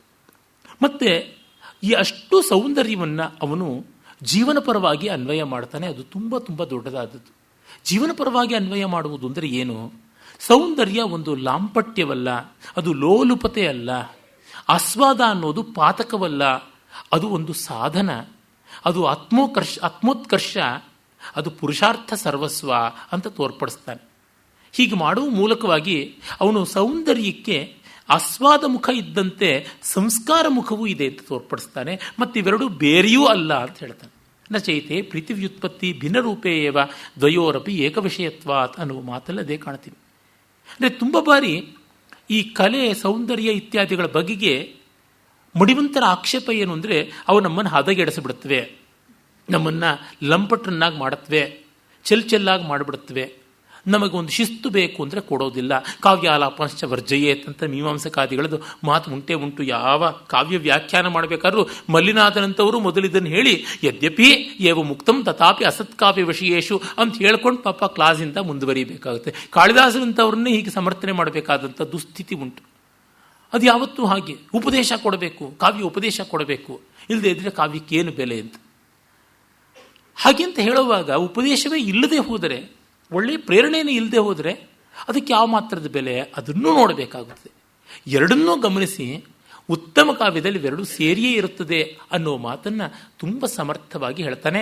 ಹಾಗೆ ಹೇಳುವಾಗ ರಸಕ್ಕಿರುವ ಪುರುಷಾರ್ಥ ಸ್ವರೂಪ ಏನು ಅಂತನ್ನೋದನ್ನು ಹೇಳ್ತಾನೆ. ಅದೇ ರೀತಿ ಧ್ವನಿ ಅನ್ನೋದು ಹೇಗೆ ಲೋಕದ ಲಾಂಪಟ್ಯಕ್ಕಿಂತ ಮಿಗಿಲಾಗಿ ಅದರ ಸ್ವಾರಸ್ಯವನ್ನು ಕಾಣುವುದರೊಳಗೆ ಇರುತ್ತದೆ ಅಂತ. ಅಂದರೆ ವ್ಯಂಜನ ವ್ಯಾಪಾರ ಮೆಟೀರಿಯಲಿಸಮಿಂದ ಸ್ಪಿರಿಚುವಲಿಸಮ್ಗೆ ಹೇಗೆ ಹೋಗುತ್ತದೆ ಅನ್ನೋದರ ದಾರಿಯನ್ನು ತೋರ್ಪಡಿಸ್ಕೊಡ್ತಾನೆ. ಅಂದರೆ ನಿಮಗೆ ಒಂದೇ ವಸ್ತು ಇದ್ದರೂ ಆ ವಸ್ತುವನ್ನು ಕುರಿತು ಬೇಸರ ಪಟ್ಟುಕೊಳ್ಳದೆ ಮತ್ತೆ ಮತ್ತೆ ಎನಿ ಅಮೌಂಟ್ ಆಫ್ ರೀವಿಸಿಟ್ ಇದೆಯಲ್ಲ, it will not reduce the appeal. ಇದು ಆಗುವುದು ಧ್ವನಿಯಿಂದ. ನಮಗೆ ಎಷ್ಟೋ ಬಾರಿ ಮೆಟೀರಿಯಲಿಸಮ್ಗೆ ನಾವು ಯಾಕೆ ದಾಸರಾಗ್ತೀವಿ ಅಂದರೆ ಅದು ಮತ್ತೆ ಮತ್ತೆ ನಮಗೆ ಹೊಸ ಹೊಸದನ್ನು ಕೊಡ್ತಾ ಇರುತ್ತದೆ, ಬೇರೆ ಬೇರೆ ಇದಕ್ಕೆ ಹೋಗಬೇಕಾಗುತ್ತದೆ. ಒಂದೇ ವಸ್ತು ಬೇಸರ ಆಗುತ್ತದೆ. ಹಳೆಯ ಸೀರೆಗೆ ಮತ್ತೆ ಯಾರು ನೆರಿಗೆ ಹಾಕೋದು ಅಂತ. ಸೀರೆ ಹಳೇದಿರಬಹುದು, ಆ ಸೀರೆಗಳ ಜೊತೆಗೆ ಬೆಸ್ತುಕೊಂಡ ಮಧುರಾನುಭೂತಿ ಹಳೆಯದ ಅಂತ ನೋಡಿಕೊಳ್ಳಿ ಅಂತ. ಇದನ್ನು ಕಂಡಾಗ ನಮಗೆ ತಿಳಿಯುತ್ತದೆ ವ್ಯಂಜನ ವ್ಯಾಪಾರ ಎಷ್ಟು ದೊಡ್ಡದು ಅಂತ. ಯಾವುದೋ ಅದೇ ಹಳೆ ಸೀರೆ ಉಟ್ಕೋತೀನಿ ಅಂದರೆ ಅದು ನಿಮ್ಮ ಮದುವೆ ಸೀರೆ. ಮತ್ತೊಮ್ಮೆ ಇನ್ನೊಮ್ಮೆ ಮದುವೆ ಎಷ್ಟು ಸರ್ತಿ ಮಾಡ್ಕೋತೀರಾ? ಮತ್ತು ಮಾಡ್ಕೊಂಡು ಮದುವೆಗೆ ಎಷ್ಟು ಮಹಾ ಚಾರ್ಮ್ ಇರುತ್ತೆ. ಆ ಮೊದಲನೇ ಮದುವೆಯಲ್ಲಿ ಏನು ಸ್ವಾರಸ್ಯ ಇತ್ತು, ಏನು ಸೊಗಸಿತ್ತು, ಅದನ್ನು ಪರಿಭಾವಿಸಿ. ಅಂದರೆ always associate your emotions with things, then they become value ಅಂತ. ಹೀಗಾಗಿ fact should be translated, should be what you should say transcended to the level of, sublimated to the level of value ಅಂತ. ಅಂದರೆ ಈ ಟ್ರಾನ್ಸೆಂಡೆನ್ಸ್, ಈ ಉದಾತ್ತೀಕರಣ ಯಾವುದಿದೆ, ಅತಿಶಯಕರಣ, ಭೂಮೀಕರಣ, ಅದು ಧ್ವನಿ ಅಂತ. ಹಾಗಾಗಿ ಫ್ಯಾಕ್ಟ್ ಅನ್ನೋದು ಅಭಿಧಾವೃತ್ತಿ, ಅದು ಒಂದು ವ್ಯಾಲ್ಯೂ ಆಗೋದು ವ್ಯಂಜನಾವೃತ್ತಿಯಲ್ಲಿ. ಮರ ಅಂದರೆ ಮರ ಅಂತಕ್ಕಂಥ ನಿಘಂಟುವಿನಲ್ಲಿ ಅರ್ಥ ಉಂಟು. ಅದಕ್ಕಿನ್ನು ಬೇರೆ ಬೇರೆ ಏನೋ ಅರ್ಥ ಬಂದುಬಿಡೋದಿದೆಯಲ್ಲ, ಅದು ಲೋಕದಲ್ಲಿ ಲಕ್ಷಣಾವೃತ್ತಿಯಲ್ಲಾಗುತ್ತದೆ. ಆದರೆ ಅದು ಲೋಕದ ಲಕ್ಷಣಾವೃತ್ತಿ ಏನು ಮಾಡುತ್ತೆ, ಅಭಿಧಾವೃತ್ತಿಗೆ ಬಾಲ, ಅಭಿಧಾಯ ಪುಚ್ಛಭೂತ ಅಂತಾರೆ. ಆದರೆ ಕಲೆಯಲ್ಲಿ ಅದು ವ್ಯಂಜನಾವೃತ್ತಿ ಆದಾಗ ಅದೊಂದು ಮೌಲ್ಯವಾಗಿ ಪರಿಣಮಿಸುತ್ತದೆ. ಅದಕ್ಕೆ ಬೇರೆಯೇ ಆದಂಥ ಅಲೌಕಿಕತೆ ಬರುತ್ತದೆ. ಅಲೌಕಿಕತೆ ಬರುತ್ತದೆ ಅಂದರೆ ಯದ್ಗತ್ವಾನ ನಿರ್ವರ್ತಂತೆ ಕಾಲೇನ ಆವರಣಾತ್ಯಯೇ ಪರಿಣತೆ ಯತ್ ಪ್ರೇಮಸಾರಂ ಸ್ಥಿತಂ ಅಂತ ಯಾವುದುಂಟು, ಮತ್ತು ಅದು ಹಳತಾಗದೇ ಇರತಕ್ಕಂಥದ್ದು. ಅದು ಭೌಭೂತಿಯ ಮಾತಿನಲ್ಲಿ ಹೇಳೋದಿದ್ರೆ ಅದ್ವೈತಂ ಸುಖ ದುಃಖಯೋರ್ ಅನುಗತಂ ಸರ್ವಾಸ್ವಸ್ಥಾಸು ಯದ್ ವಿಶ್ರಾಮೋ ಹೃದಯಸ್ಯ ಯತ್ರ ಜರಸ ಯಸ್ಮಿನ್ ಅಹಾರ್ಯೋ ರಸಃ. ಜರಸ ಕಾಲ ಕಳೆದಂತೆ, ಮುಪ್ಪಾದಂತೆ ಸ್ವಾರಸ್ಯ ಕಡಿಮೆ ಆಗದೆ ಇರೋದು. ಹುಳಿ ಹಳಸಿದ್ರೂ ಹುಳಿ ಕಡಿಮೆ ಆಗುವುದಿಲ್ಲ, ಹುಳಿತನ ಹುಣಸೆ ಹಣ್ಣಲ್ಲಿ ಅಂತಾರಲ್ಲ, ಆ ರೀತಿ ಆಗುವುದು. ಅಂದರೆ ಅಭಿಧಾವೃತ್ತಿಗಿರ್ತಕ್ಕಂಥ ಲೌಕಿಕತೆ ಹೋಗಿ ವ್ಯಂಜನಾವೃತ್ತಿಯ ಅಲೌಕಿಕತೆ ಆಗುವುದು. ಇದು ಒಂದು ಆಯಾಮದಲ್ಲಿ ಕೊಟ್ಟ. ಆ ಮೂಲಕವಾಗಿ ನಮಗೆ ಕಲೆಯಲ್ಲಿ ಬರುವಂತಹ ಅಂತರ್ಮುಖತೆ ಮತ್ತು ಜೀವೋತ್ಕರ್ಷ ಎಂಥದ್ದು ಅಂತ. ಇನ್ನು ರಸ ಅನ್ನುವುದು ಒಂದೇ ಅಖಂಡ ಆನಂದ ಆದರೂ ಶೃಂಗಾರ, ವೀರ, ಕರುಣ ಇತ್ಯಾದಿ ಬಂದಾಗ ಪುರುಷಾರ್ಥ ಪ್ರವರ್ತಕವಾಗುತ್ತದೆ. ಧರ್ಮ, ಅರ್ಥ ಇವೆರಡಕ್ಕೂ ಪ್ರಧಾನವಾಗಿ ವೀರರಸ ಉಂಟು. ಇನ್ನು ಕಾಮಕ್ಕೆ ಶೃಂಗಾರ ಉಂಟು. ಇವು ಎಲ್ಲದರ ಸಮಾಹಾರವಾಗಿ ಮೋಕ್ಷಕಾರಕವಾಗಿ ಶಾಂತ ಉಂಟು, ಪರಮರಸ, ಅಧಿರಸ ಅಂತಕ್ಕಂಥದ್ದು. ಈ ಎಲ್ಲ ಅಂಶಗಳನ್ನು ಹೊಂದಾಣಿಕೆ ಮಾಡಿಕೊಟ್ಟ. ಇದು ತುಂಬ ತುಂಬ ದೊಡ್ಡದಾದದ್ದು, ಜಗತ್ತಿಗೆ ಶಾಶ್ವತವಾದ ಉತ್ತರ ಕೊಡೋದು. ಈ ದೃಷ್ಟಿಯಿಂದ ಇವತ್ತಿನ ಭಾರತೀಯ ಸೌಂದರ್ಯ ಮೀಮಾಂಸೆ ಏನಿದೆ ಅದು ಯೂನಿವರ್ಸಲ್ ಅಂತ, ಎಟರ್ನಲ್ ಅಂತ, ಶಾಶ್ವತ ಅನ್ನುವುದು ವೈಶ್ವಿಕ ಅಂತಕ್ಕಂಥದ್ದು ಎರಡೂ ಆಗಿರೋದ್ರೊಳಗೆ ಅಭಿನವಗುಪ್ತರ ಕೊಡುಗೆ ತುಂಬ ದೊಡ್ಡದಾದದ್ದು. ಅಭಿನವಗುಪ್ತ ತಾನೊಬ್ಬನೇ ಇದಂ ಪ್ರಥಮವಾಗಿ ಇದನ್ನು ಕಾಣಿಸಿದ್ದು ಅಂತಲ್ಲ, ಎಷ್ಟೋ ಹಿಂದಿನ ಪರಂಪರೆಗಳ ಸಾರವತ್ತಾದ ರೂಪ, ಅರೆ ತುಂಬ ಸಮರ್ಥವಾದ ರೂಪ. ಎಷ್ಟೋ ಜನ ಸಾರವತ್ತಾದ್ದನ್ನು ಕೊಟ್ಟಿರ್ತಾರೆ, ಅರೆ ಸಮರ್ಥವಾಗಿ ಕೊಡೋದಕ್ಕೆ ಅವ್ರಿಗಾಗಿರೋದಿಲ್ಲ. ಅಭಿನವಗುಪ್ತರು ಇದು ಎರಡನ್ನೂ ಮಾಡಿದ್ರು. ಅದಕ್ಕೆ ಕಾರಣ ಆತನಿಗಿದ್ದ ಜೀವನ ರಾಸಿಕ್ಯ, ವಿದ್ವದ್ ರಾಸಿಕ್ಯ, ಆಮೇಲೆ ಪಾಂಡಿತ್ಯ ವೀರ, ಇವೆಲ್ಲ ಸೇರಿಕೊಂಡು ಆ ಒಂದು ರಸಪಾಕವನ್ನು ಮಾಡಿಕೊಟ್ಟಿದ್ದಾರೆ. ಆ ವಿವರಗಳನ್ನು ಮತ್ತಷ್ಟು ನಾಳೆ ನೋಡೋಣ. ನಮಸ್ಕಾರ.